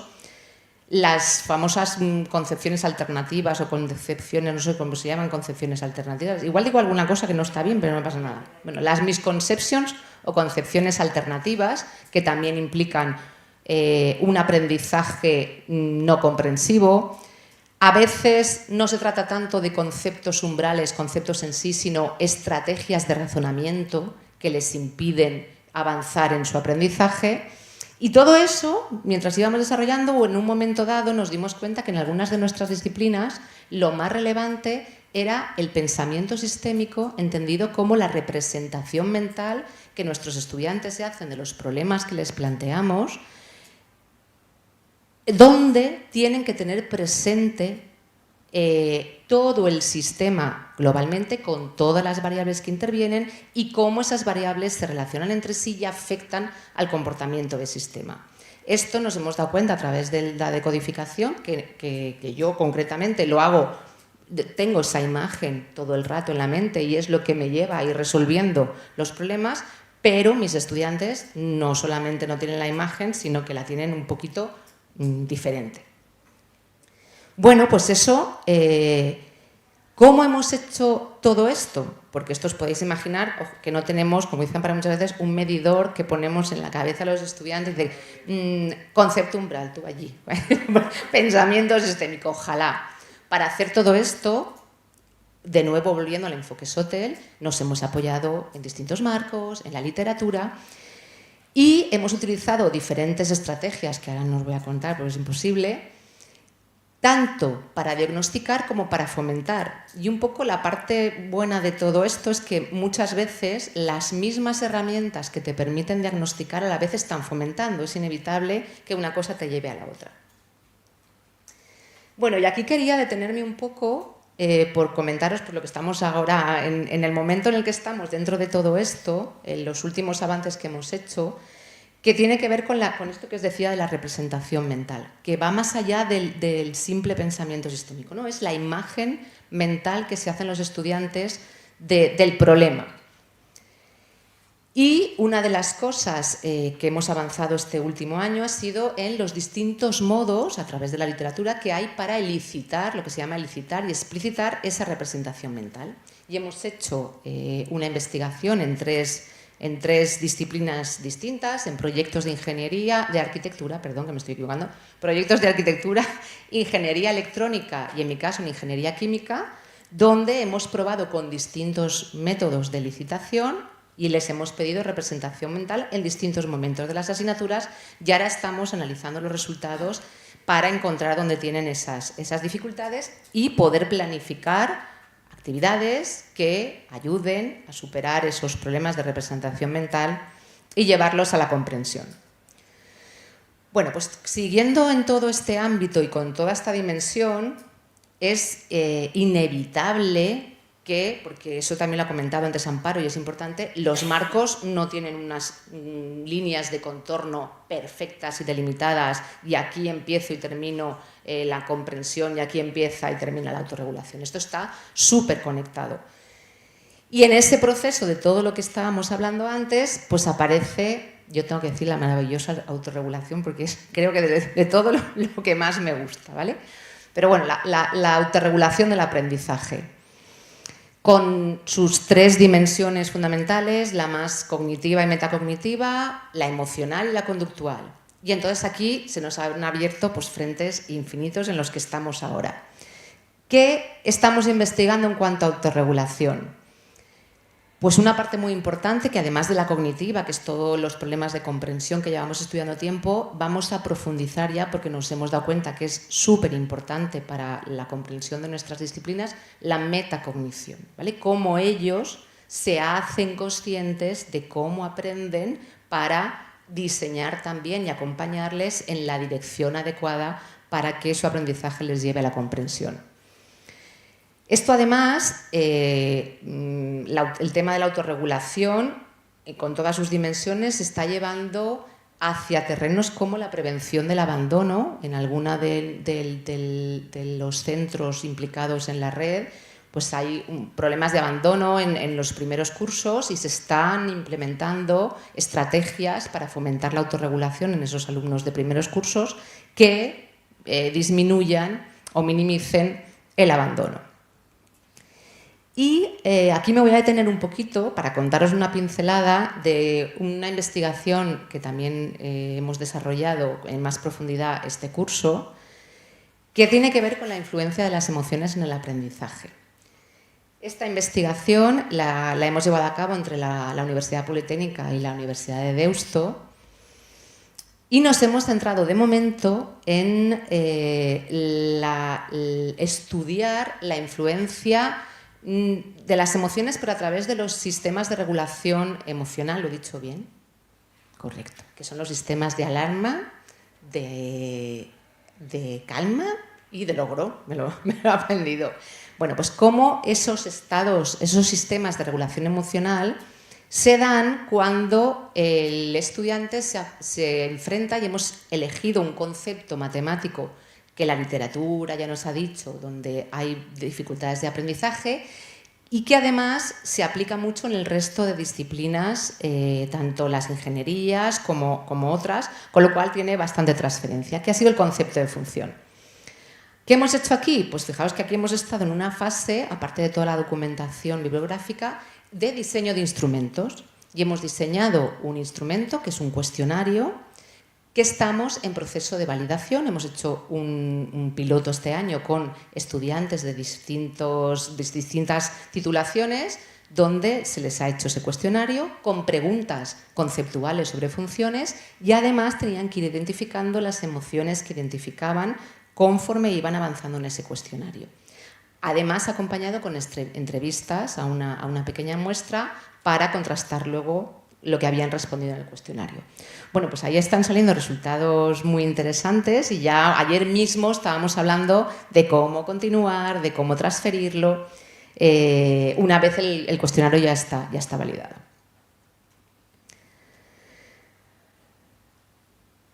Otra línea, y con esto creo que ya es la última, que al final ha ido confluyendo también, es lo que se llaman actividades de alto impacto, y aquí tiene una especial relevancia lo que se llaman entornos de aprendizaje, ¿vale? Que es todo lo que está diseñado para conseguir el aprendizaje de nuestros estudiantes.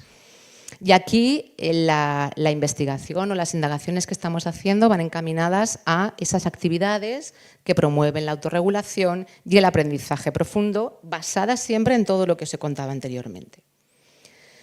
Y aquí quería resaltar una investigación importante que han realizado desde la Universidad Autónoma de Barcelona, una compañera de la red, donde con una muestra bastante importante, ahora no recuerdo si eran unos 200 o así estudiantes, les han pasado un cuestionario de autorregulación, y ya tienen resultados muy interesantes, y lo que han visto es que es... ¡Ay, perdón! Y con esto hemos terminado la presentación. Me he salido. Espera, que me he salido. ¿La podéis volver a poner? Gracias. Ay, espera, que pasáis vosotros, sí, perdón. ¿Me queda qué? No, más, ¿paso yo? Yo paso, sí.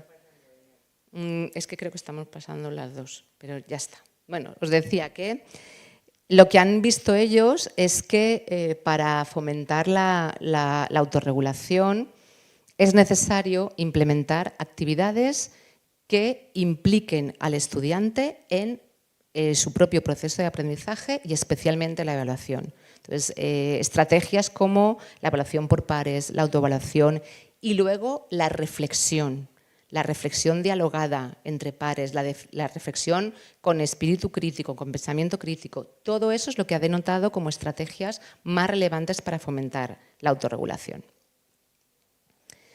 Y bueno, yo creo que voy a cumplir el tiempo, porque ya después de esta pincelada sé que no he podido profundizar mucho, pero bueno, nos tenéis ahí los contactos por si a alguien le interesa profundizar un poco más. Lo que sí que quería terminar es con, desde nuestra experiencia, cuáles son las claves, además de algunos aspectos de que ya ha comentado Amparo, para que la investigación educativa tenga realmente impacto en el aprendizaje de los estudiantes. Por un lado, la formación, que ya os he dicho que es el punto de partida, hacia donde se llega en el concepto umbral que ha comentado Amparo, que es más importante, que es el cambio de creencias por parte del profesorado, ¿vale? Ese cambio a poner el foco en los estudiantes, a darse cuenta de que lo importante es lo que hace el estudiante, que es lo que nosotras tuvimos que trasvasar también para poder llegar a constituirnos como red. El otro aspecto importante, y esto enlaza mucho con la conferencia de antes, que es el reconocimiento institucional en varios sentidos, académico para el desarrollo profesional, y luego también financiación, porque al final de aquí detrás hay muchas horas, se necesitan recursos. Nosotras desde la Universidad Politécnica tenemos la suerte de que tenemos un programa de proyectos de innovación que está remunerado, pero nos consta que no es así en todas las universidades. Entonces, pues para esto también hace falta esa financiación.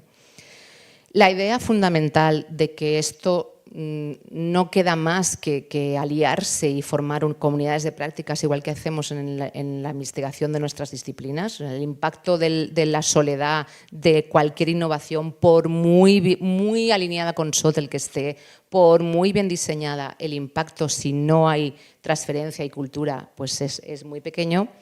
Y en ese sentido, y con esto cierro, que es lo que enlaza con el lema del Congreso, que es la agencia, esa agencia, desde luego, se multiplica y se potencia cuando, además de hacer SOTEL a nivel micro, esas personas tienen un rol de liderazgo a nivel al menos meso. Nosotras eso lo estamos experimentando y hay personas de la red que tenemos cargos de responsabilidad a nivel de centros, de departamentos, que nos están haciendo tomar decisiones relacionadas con la docencia encaminadas a esta orientación SOTEL, a llevar a los cambios de los planes de estudios hacia la comprensión, y eso es muy importante para que luego esto se pueda transferir y tener más impacto, ¿no? Serían un poco las claves. Bueno, y con esto, que espero no haberme pasado mucho. Gracias.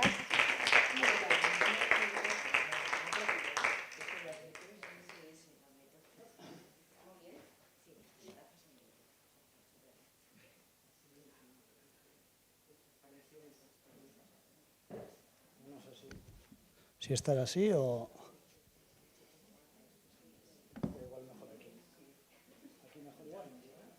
¿Me escucha? Bueno, espera. Es que luego teniendo así, luego lo voy a bajar, así que igual... Sí, sí, aquí me quedo. Vale, perfecto. Luego tendré que... Bueno, me llamo Paulo Sarribartonandia y voy a presentar una síntesis de la investigación que llevamos a cabo en nuestro grupo de investigación. Investigamos en enseñanza de la física y el título de la presentación es Design Based Research, investigación basada en el diseño, en este caso en circuitos eléctricos sencillos. Tiene este título porque es la metodología principal que llevamos a cabo para realizar nuestra investigación. Voy a empezar introduciendo un poco el propio grupo de investigación, después hablaré de las principales 3 líneas de investigación que seguimos y, por último, hablaré de la metodología DBR, aportando algún ejemplo concreto yo creo que para clarificar qué hacemos y cómo lo hacemos. Bueno, yo vengo de la Universidad del País Vasco, que se constituye con 3 campuses, uno por cada provincia de la comunidad autónoma, y la investigación que voy a presentar tiene como sede Donostia, en el campus de Guipúzcoa. Formo parte del grupo de ICAS Garaya, el grupo de investigación ICAS Garaya, que en realidad es un clúster de grupos de investigación, pequeños grupos de investigación antiguos, y como tal, como es una agrupación de grupos de investigación, pues hay muchas líneas de investigación. Todas en educación, pero hay varias. Yo formo parte del grupo de personas que se dedica a investigar en la disciplina, educación en disciplina. Y aquí me gustaría mostrar los otros integrantes de este grupo que se dedican también a las disciplinas STEM. Los integrantes de arriba son miembros de las facultades de educación en los departamentos de didáctica y, principalmente investigan en biología, aunque en realidad han hecho acústica, han hecho movimiento, han hecho también otras disciplinas, y investigan desde infantil, primaria y secundaria obligatoria, la mayoría. Y los miembros que estamos abajo investigamos en física, matemática, expresión gráfica, en etapas desde secundaria obligatoria, bachillerato y universidad. Y nos encontramos en las escuelas de Ingeniería de Guipúzcoa y en la Escuela de Ingeniería de Bilbao. Podríamos separar la investigación que hacemos en 3 líneas principales, una orientada mucho al contenido, donde principalmente tratamos de investigar las dificultades de aprendizaje y ver cómo podemos mejorar esa comprensión significativa del alumnado, otra dirigida a estrategias de enseñanza y otra dirigida a diseño de materiales, aunque en realidad ya veréis más tarde que en realidad están muy ligadas. Voy a primero dar 2 ejemplos de la segunda y la tercera línea, aportando un par de trabajos, y después desarrollaré la primera dentro de la metodología DBR. En esta línea de investigación lo que tratamos es de promover las prácticas científicas en el alumnado. Pues, indagación, emisión de hipótesis, análisis de resultados, etc. Y lo hacemos tratando de andamiar muy bien las estrategias para permitir esas prácticas. Y lo hacemos para resolución de problemas y también para prácticas de laboratorio que tenemos en todas las disciplinas. Pongo como ejemplo este trabajo que publicamos el año pasado, junto con investigadores de la Universidad de Alicante. Se trata de un problema abierto o semiabierto, donde al alumnado es un problema de física. Y el artículo que veréis es una descripción literal del artículo y del problema y cómo se lleva a cabo con el alumnado. Es un anillo que cuelga de un hilo que tiene 2 cuentas integradas y se sueltan. Y lo que se les pregunta es cuándo ese anillo sube, porque el anillo sube. Se les enseña un vídeo viendo que el anillo sube y se les plantea una serie de preguntas guía para dirigir esa resolución de ese problema, que en realidad se puede resolver con leyes de Newton y conservación de energía de forma muy sencilla para el nivel, pero al ser descontextualizado un poco, pues es más difícil. A esto le llamamos Guided Problem Solving o GPS. En cuanto a la tercera línea, voy a poner como ejemplo un trabajo de Anne Portillo. Es una doctoranda que defendió el año pasado. Se trata de un artículo totalmente teórico sobre diseño, solo diseño, de secuencias STEM.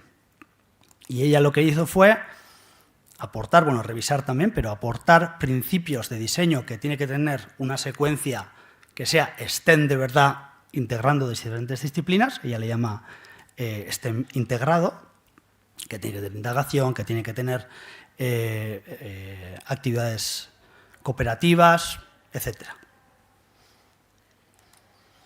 Y voy a pasar al DBR, donde en realidad es la metodología que utilizamos y podríamos decir que es simplemente la línea de investigación que seguimos, la propia metodología nos lo enmarca. Lo que hacemos es diseñar secuencias de enseñanza-aprendizaje, las implementamos y luego evaluamos y rediseñamos la propia secuencia. Y las anteriores líneas que he mencionado estarían en el diseño, en la evaluación, también en el diseño, las estrategias que vamos a utilizar y, evidentemente, los principios de diseño. Y es un proceso iterativo que normalmente se hace con por lo menos 2 ciclos. Ahora voy a profundizar un poco en ello. Lo que tratamos con esto es, desde las teorías generales o el marco teórico que estábamos mencionando, ¿verdad?, pues con socioconstructivismo, cambio conceptual de Bosniadú, lo que sea, ir a una práctica educacional, pues aquí lo que llamo TLS es secuencia de enseñanza-aprendizaje, ¿de acuerdo? Una práctica educativa que se puede utilizar en el aula y, a su vez, utilizar la investigación dentro de esta práctica para aportar también conocimiento y refinamiento. Para diseñar utilizamos varias herramientas: análisis epistemológico, demandas de aprendizaje, también feedback del profesorado. Sobre todo si estamos en secundaria tenemos que formar al profesorado y después tenemos contacto directo con ellos, y que también utilizamos a la hora de evaluar y rediseñar la propia secuencia. Y para evaluar también utilizamos diario de los profesores, pre y post-test, entrevistas al alumnado y al profesorado también podría ser. Y quiero un poquito explicar cómo hacemos el análisis epistemológico en las demandas de aprendizaje, porque son herramientas un poco cualitativas que, si no, se quedan, y voy a dar ejemplos.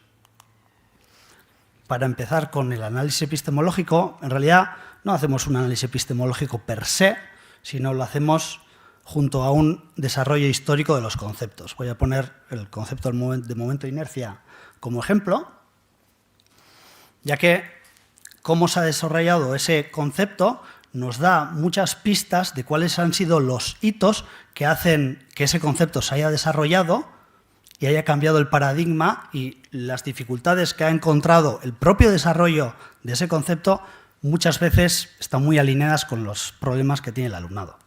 Por ejemplo, si empezamos con las edades medias, podemos ver que tenemos la teoría del ímpetus, que es que los cuerpos tienen un impulso que se va gastando y por eso se paran, ¿no? Pues esto aparece en el alumnado.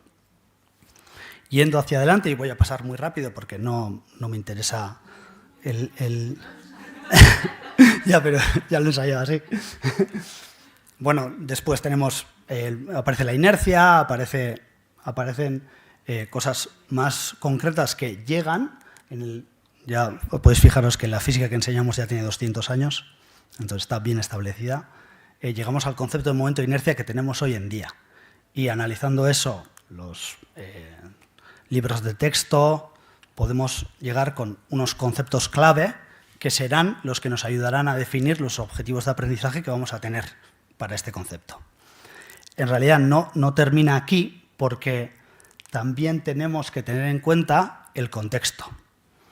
El currículum también nos delimita. Aquí quiero, como ejemplo, pongo, esta I es el momento de inercia, la flechita hacia los lados significa que es una matriz, pero en realidad en primera ingeniería lo utilizamos como si fuese un número.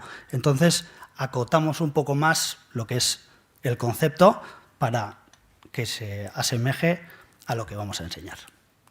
Entonces definimos unos objetivos de aprendizaje. Aquí he puesto los objetivos de aprendizaje de circuitos eléctricos, que es lo que voy a enseñar un poquito más tarde. No me importa que los leáis, es simplemente hemos definido unos objetivos de aprendizaje. Y queremos saber, y ahora voy a entrar a la segunda herramienta de diseño, que es demandas de aprendizaje, queremos saber cada una cuánta dificultad requiere, ¿vale? Para ello voy a utilizar una pequeña analogía donde este caballo va a ser el modelo científico, ¿vale? Este caballo va a ser cómo funciona un circuito eléctrico sencillo. Y este monstruito aquí va a ser las ideas alternativas o el modelo ingenuo que puede tener una persona que no tiene instrucción o un estudiante que tiene instrucción o muy poca. Si un alumno expresa algo parecido a este dibujo, digamos que ha adquirido el modelo científico. Si una alumna expresa algo así, que es muy parecido al modelo científico, pero no está completo, le falta algo, es un modelo intermedio que puede ser muy útil para seguir un poco con este aprendizaje hacia el modelo científico. Y hay otros modelos intermedios pues, que no son muy útiles, que hay que moldear mucho más. También podríamos tener modelos intermedios, bueno, estos modelos son mejorables y podemos aprovecharnos de ellos, y este pues ya ha adquirido, hay algunos que no necesitan más. Hay algunos modelos intermedios que pueden ser así, que tienen un conocimiento declarativo muy bueno, pero luego tienen unas incoherencias internas bastante potentes y a la hora de aplicarlo pues ves que no funciona. Por ejemplo, le dices que te diga cuáles son las leyes de Newton, te lo hace perfectamente. Si le preguntas, un coche va por la carretera, le pega una mosca, la fuerza que le hace la mosca al coche es mayor, menor que la del coche a la mosca. Pues entonces vemos que está por aquí, ¿vale? Entonces, ¿qué hacemos? Nosotros hemos definido unos objetivos de aprendizaje y tenemos el conocimiento que el estudiante ha adquirido, o el estudiantado ha adquirido. Y tenemos un hueco. Pues la cantidad de este hueco será la demanda de aprendizaje de ese concepto. Será la diferencia que hay entre el modelo científico que estamos intentando enseñar y el modelo expresado por el alumno o por la alumna. Y aquí va a entrar nuestra TLS, o debería entrar, para cubrir este hueco y salvar esta distancia, ¿de acuerdo? y decimos que la demanda de aprendizaje es alta o baja en 3 niveles. Puede ser porque el modelo es muy inconsistente, muy lejos, el científico del expresado. Puede ser que sea muy común entre el alumnado, que muchos tengan la misma dificultad, o también puede ser que esté muy conectado con otra dificultad que se conoce en otro ámbito, en otra línea, en otro concepto. ¿Vale? Entonces, lo que hacemos para detectar estas demandas de aprendizaje es diseñamos un cuestionario de preguntas abiertas, tenemos un proceso de validación, meeting con expertos, vemos que si hay mejoras, hacemos un test piloto y, bueno, digamos que es adecuado. Entonces, terminamos con un cuestionario. En el caso de circuitos eléctricos fueron 6 preguntas. Tampoco conviene que sean muchas, ¿vale? Los objetivos de aprendizaje también eran 4 e intentamos acceder a esos objetivos de aprendizaje con diferentes cuestiones. ¿Qué hacemos? El alumnado responde y lo que hacemos es categorizar sus respuestas con un análisis fenomenográfico. ¿Qué quiere decir esto? Cogemos las preguntas y las agrupamos de forma jerárquica, los que están muy cerca del modelo científico, categoría A, los que tienen alguna dificultad igual menor, que no es de mayor relevancia pero no es completo, categoría B, C. Lo que hacemos es algo así. Los alumnos nos dan modelos que no son iguales, pero se pueden agrupar. No son idénticos, pero dices, vale, esto va en A, porque sí que expresa, igual deja implícitamente algún concepto o no, pero ves que... y los agrupamos. Y obtenemos algo así. En este caso, pues he puesto 5 preguntas, pero es solo para ilustrar qué obtendríamos. En la categoría A son, bueno, el 45% del alumnado a todas las cuestiones responde bien. Estos no tenemos ningún problema. En la categoría B estaría el modelo intermedio, más o menos, y los otros son mejorables. En el artículo sobre circuitos eléctricos, en realidad no lo hicimos así, es un poco más viejo, todavía no hacíamos este análisis, está hecho con estas dificultades que aparecen en el artículo, son de bibliografía de estudios anteriores, de la literatura, básicamente. Pero ahora ya lo hacemos siempre así y lo quería ilustrar. Entonces, utilizamos este análisis fenomenográfico tanto en el diseño como en el rediseño. Y una vez tenemos una secuencia, la implementamos, la evaluamos, la volvemos a implementar y lo que tenemos a la hora de implementar, por ejemplo, solo pongo una línea de todos los comentarios que tenemos. Aquí tenemos, esto es la secuencia 1, la secuencia 2. Tenemos, bueno, está todo diseñado a partir de problemas guías, se ponen pequeños problemas ligados a objetivos de aprendizaje y hay pues estrategias que vamos a utilizar, comentarios para el rediseño y se hace de forma iterativa. Me gustaría mostrar algunos resultados. Esto es en todos los cursos el pretest, son la cantidad de respuestas correctas a cada cuestión. Como veis, pre, 0. Esto es grupo control, grupo experimental. Grupo control, grupo experimental de diferentes cursos de post-test. Entonces vemos cómo el grupo experimental pues, mejora un poco en el primer curso, mejora muchísimo en el segundo y tercer curso, por ejemplo, para la cuestión 1. Y para terminar, me gustaría comentar que algunas dificultades siguen persistiendo. Por ejemplo, la dificultad 2, que creo que era micro-macro, la interpretación de micro-macro de la corriente eléctrica, sigue persistiendo. Incluso control experimental, da igual, sigue persistiendo. O, por ejemplo, pasa a veces que cambiamos algo en el TLS y alguna dificultad aumenta. Porque, claro, tenemos un tiempo, tenemos un contexto, igual dejas de explicar algo de una manera o quitas una actividad para reforzar otra o el modelo incompleto o aparece simplemente. ¿Vale? Y con esto, muchas gracias. Listo.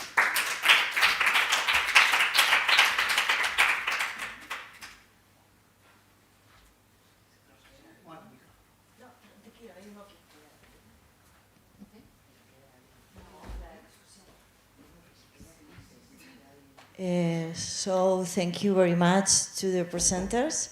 And now, if you have any question, I think, Milagros, do you have a question? You can ask in English or Spanish, if you want. Espera.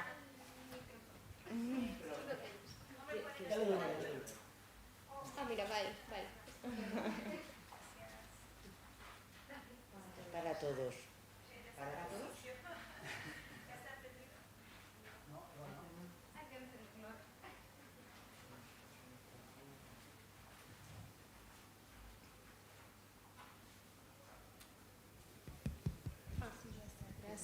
Gracias por las presentaciones.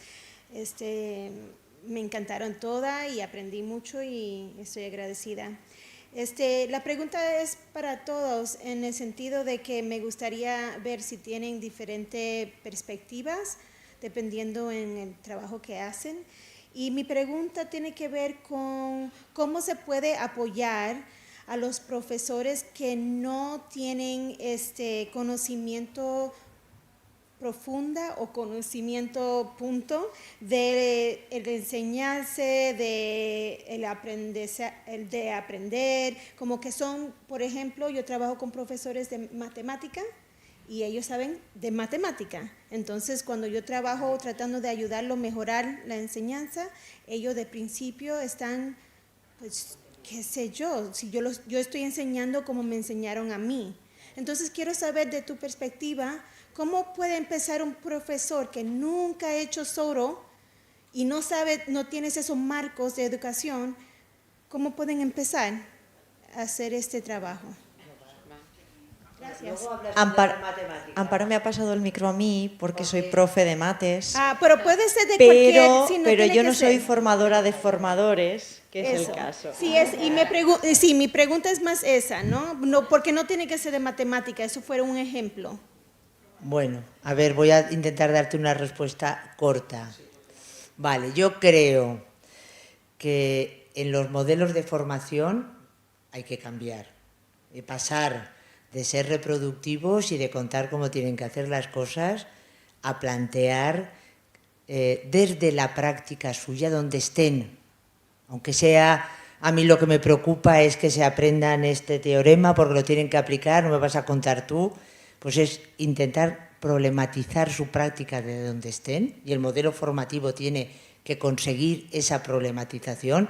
Pues a veces es introduciendo algún resultado de investigación, a veces es contrastando con otra cosa, para que se genere un proceso en el que, bueno, voy a intentar analizar porque mis estudiantes no comprenden no sé qué de matemáticas cuando yo lo explico estupendamente bien.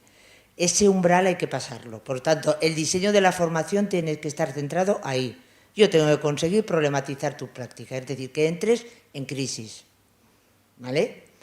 Y eso hay que hacerlo con un diseño especial. A partir de ahí no puede acabar la formación, te digo cómo lo tienes que hacer, tú vas y lo cambias. No, porque he dicho en mi presentación que no vale con que yo te dé la respuesta a la pregunta, sino que tienes que acabar haciéndote tú la pregunta. ¿Qué puedo hacer yo? ¿Qué es lo que me preocupa a mí? Y voy a intentar averiguar. Primero, no hay que tener prisa tampoco. Voy a intentar averiguar qué ocurre de verdad en la cabecita de los estudiantes, porque una cosa que no hemos podido profundizar es que la comprensión no se ve. Tú no ves si la gente comprende o no comprende de manera visible. Lo ves cuando les pones problemas y ves las respuestas. Y no solamente estás con la mirada de a este lo apruebo, a este lo suspendo, sino con la mirada de por qué no han comprendido, dónde han estado las dificultades. Con el modelo que vosotros habéis presentado, ellos tienen un modelo que es comprender aquel problema y luego los tienen clasificados. Pues hay estudiantes que tienen dificultades de nivel medio y dificultades de gran nivel. Y a partir de ahí, pero eso hay que acompañar a ese profe y a esos profes en ese proceso. Y que ellos vuelvan al aula, tomen datos, analicen, vuelvan a reflexionar con el formador y al final acaben haciendo al principio algo pequeñito, pero bien orientado. Solamente vamos a trabajar en algún problema que es un poco más abierto o más dificultad en matemáticas o en física, voy a trabajar sobre ese tópico solo. No me voy a complicar en cambiar toda la asignatura. Y nosotros como formadores debemos ser en esto muy específicos, que a veces nos vamos y empezamos con grandes generalidades, y ahora entonces no sé cuántos, y la metodología de ICED Menor. No, no hay que hablar de metodologías, de verdad, hay que hablar de tipo de actividad y cómo se hace la actividad. Por lo tanto, conclusión, nosotros los formadores y los que estamos en las unidades nos tenemos que revisar también nuestro sistema de creencias sobre cómo se aprende a ser mejor profesor, porque estamos a veces instalados en sistemas muy reproductivos. A veces les añadimos muchas actividades y decimos que esto ya es el non plus ultra, pero no cambiamos concepciones. Y si no cambiamos concepciones, no vamos bien. Luego es un reto para nosotros. Si quieres que te dé la otra parte, la de profesorado. Bueno, no sé, cualquiera de nosotras podría contestar, pero el detonante para todas fue el que ha dicho Amparo, el entrar en crisis. ¿Y cómo se provoca una crisis? Bueno, pues hay varias alternativas, pero casi todas entramos en crisis a raíz de darnos cuenta que nuestras encuestas eran buenas, nuestros estudiantes estaban felices, teníamos un feedback estupendo, pero no conseguíamos que nuestros estudiantes realmente mejorar la calidad de su aprendizaje, porque tú en un examen le cambiabas un poquito el enunciado de un ejercicio y no eran capaces de resolver o se bloquean. A los 2 meses de haber aprendido algo se les ha olvidado, no son capaces de transferir. Bueno, 2 meses es mucho. Entonces, cuando nosotras nos hicieron cuestionarnos eso, nos dimos cuenta que estábamos todas ahí. Todas. O casi todas, yo creo que todas sin excepción. Entonces, realmente no estábamos teniendo la calidad de enseñanza que creíamos tener. Y eso es entrar en crisis, evidentemente. Y ahí hay un apunte solo que me viene, déjame un segundito. Jugamos con una ventaja. Todo profesor, aunque esté en una creencia de que él lo hace todo bien, quiere que sus estudiantes aprendan. No he conocido a nadie que no lo quiera. El problema es que cuando hablan de aprendizaje hay mucha idea ingenua del aprendizaje. Entonces, pues siguen instalados en una estructura de pensamiento que no les deja ver lo que está ocurriendo desde otro lugar. Hay que sacarlo, ¿me entendéis? Un poco hay que desnaturalizar ese proceso que también han naturalizado. Sí, no, yo iba a añadir que en esa crisis que está comentando Macarena, ahí es donde es importante que desde la institución, desde el departamento, desde el centro, desde donde sea, el profesor tenga dónde acudir para que alguien lo saque de esa crisis. En nuestro caso, vuelvo a insistir, fue la formación. En otro caso puede ser una comunidad de práctica, que tú necesitas ese espacio en el que compartir, me está pasando esto, y muchas veces, al menos en nuestro contexto, se hacía a nivel de pasillo, café, sin más allá, porque no lo tenemos como algo sistematizado, compartido. Esa cultura es donde hay que poner los mimbres para que ante esa crisis el profesor se sienta acompañado y sepa dónde acudir. Pasarle a Paulo, di algo. No, quería preguntar ella. Espera, pero que termine Paulo. No, yo no sé cuál es el contexto, porque me parece raro que el profesor no tenga ningún tipo de formación. Supongo que será universitario, porque si es... Sí, porque si es de secundaria... Pues porque si es de secundaria, casi en todos los, incluso... Vale.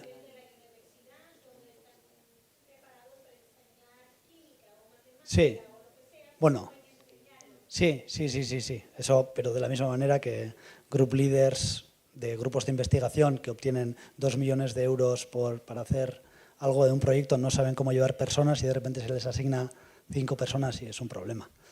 Es un problema. Por ejemplo, yo sé que en Finlandia, cuando en España todavía no había el máster de formación de profesorado obligatorio, si querías ser profesor de secundaria de matemáticas, en tu grado de matemáticas, los últimos 2 años te tenías que formar en enseñanza.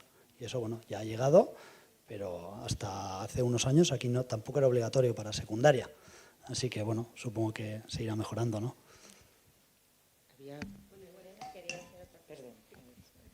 Bueno, igual es algo que todo el mundo tiene claro, pero quería concretar un poco la idea de secuencia de enseñanza-aprendizaje, porque no es una nomenclatura que solamos utilizar. Nosotras solemos hablar de intervenciones. Entonces quería confirmar si es lo mismo o yo podría llamar intervención algo que hago un día en clase, en una sola sesión. Una secuencia interpreto que no podría ser una sesión única, ¿o sí? Sí, hombre, en general suelen ser más. En el caso de circuitos eléctricos solo fueron 5 horas y media. O sea, no mucho más, pero es todo el tema de corriente eléctrica sin condensadores y nada, ¿eh? Solo batería y resistencias, solo eso, 5 horas y media. No tiene que ser mucho más, pero sí es, o sea, no es solo una intervención en el sentido de voy a hacer un puzzle de problemas, no solo eso.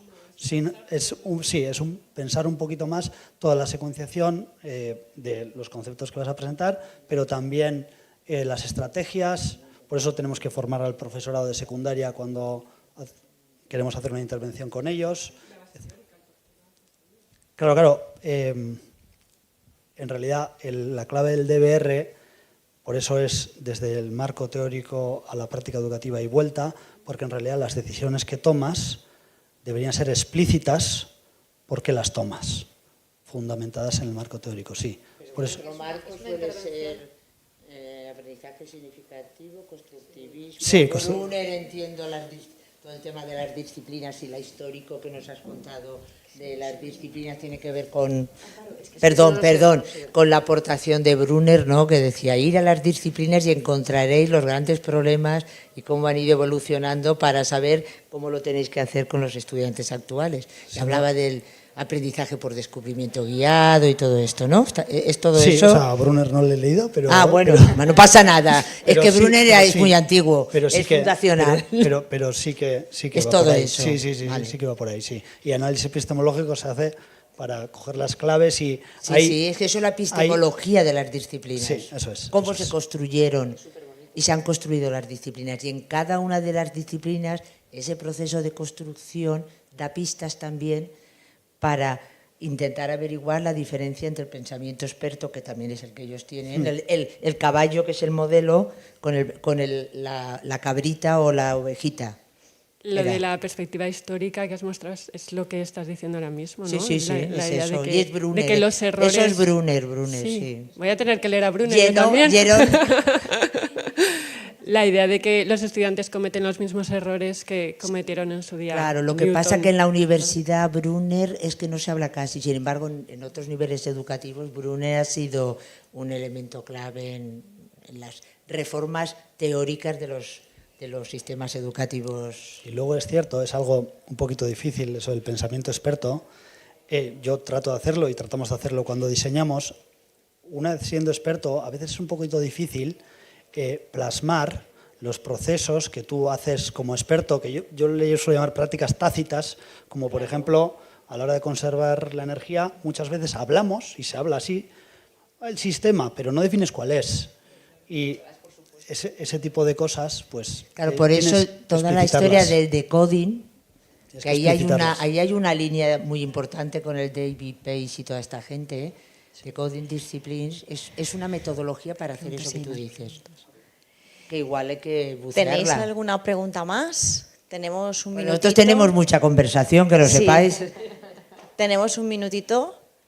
¿No? Bueno, ya no. Teníamos un minutito. Pues agradecer a los tres ponentes y muchísimas gracias. Y podemos seguir.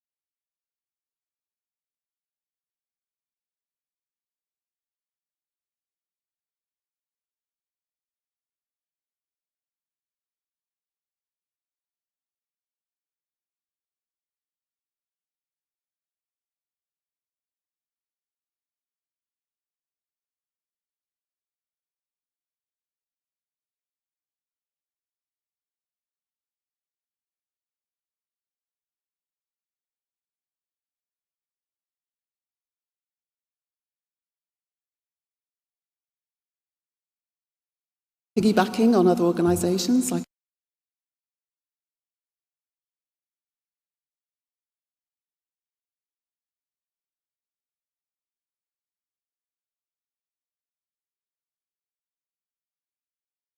and then of course there's the matter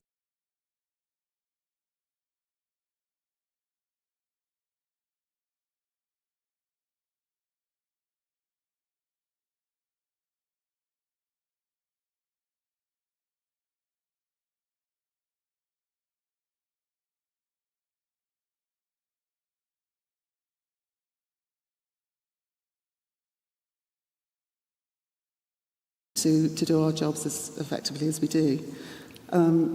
So as much as how do we know, how do we also pass that on to others? Because this can affect credibility and trust that we've been talking about over the last couple of days.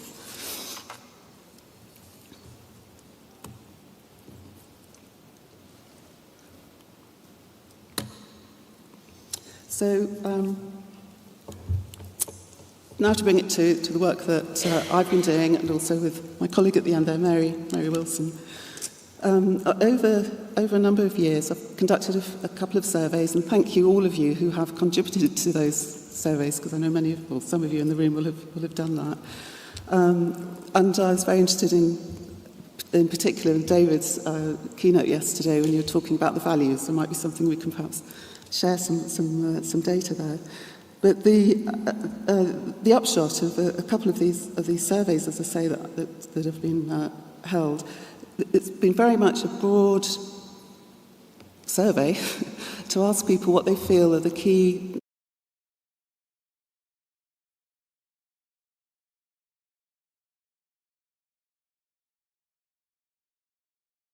and the findings from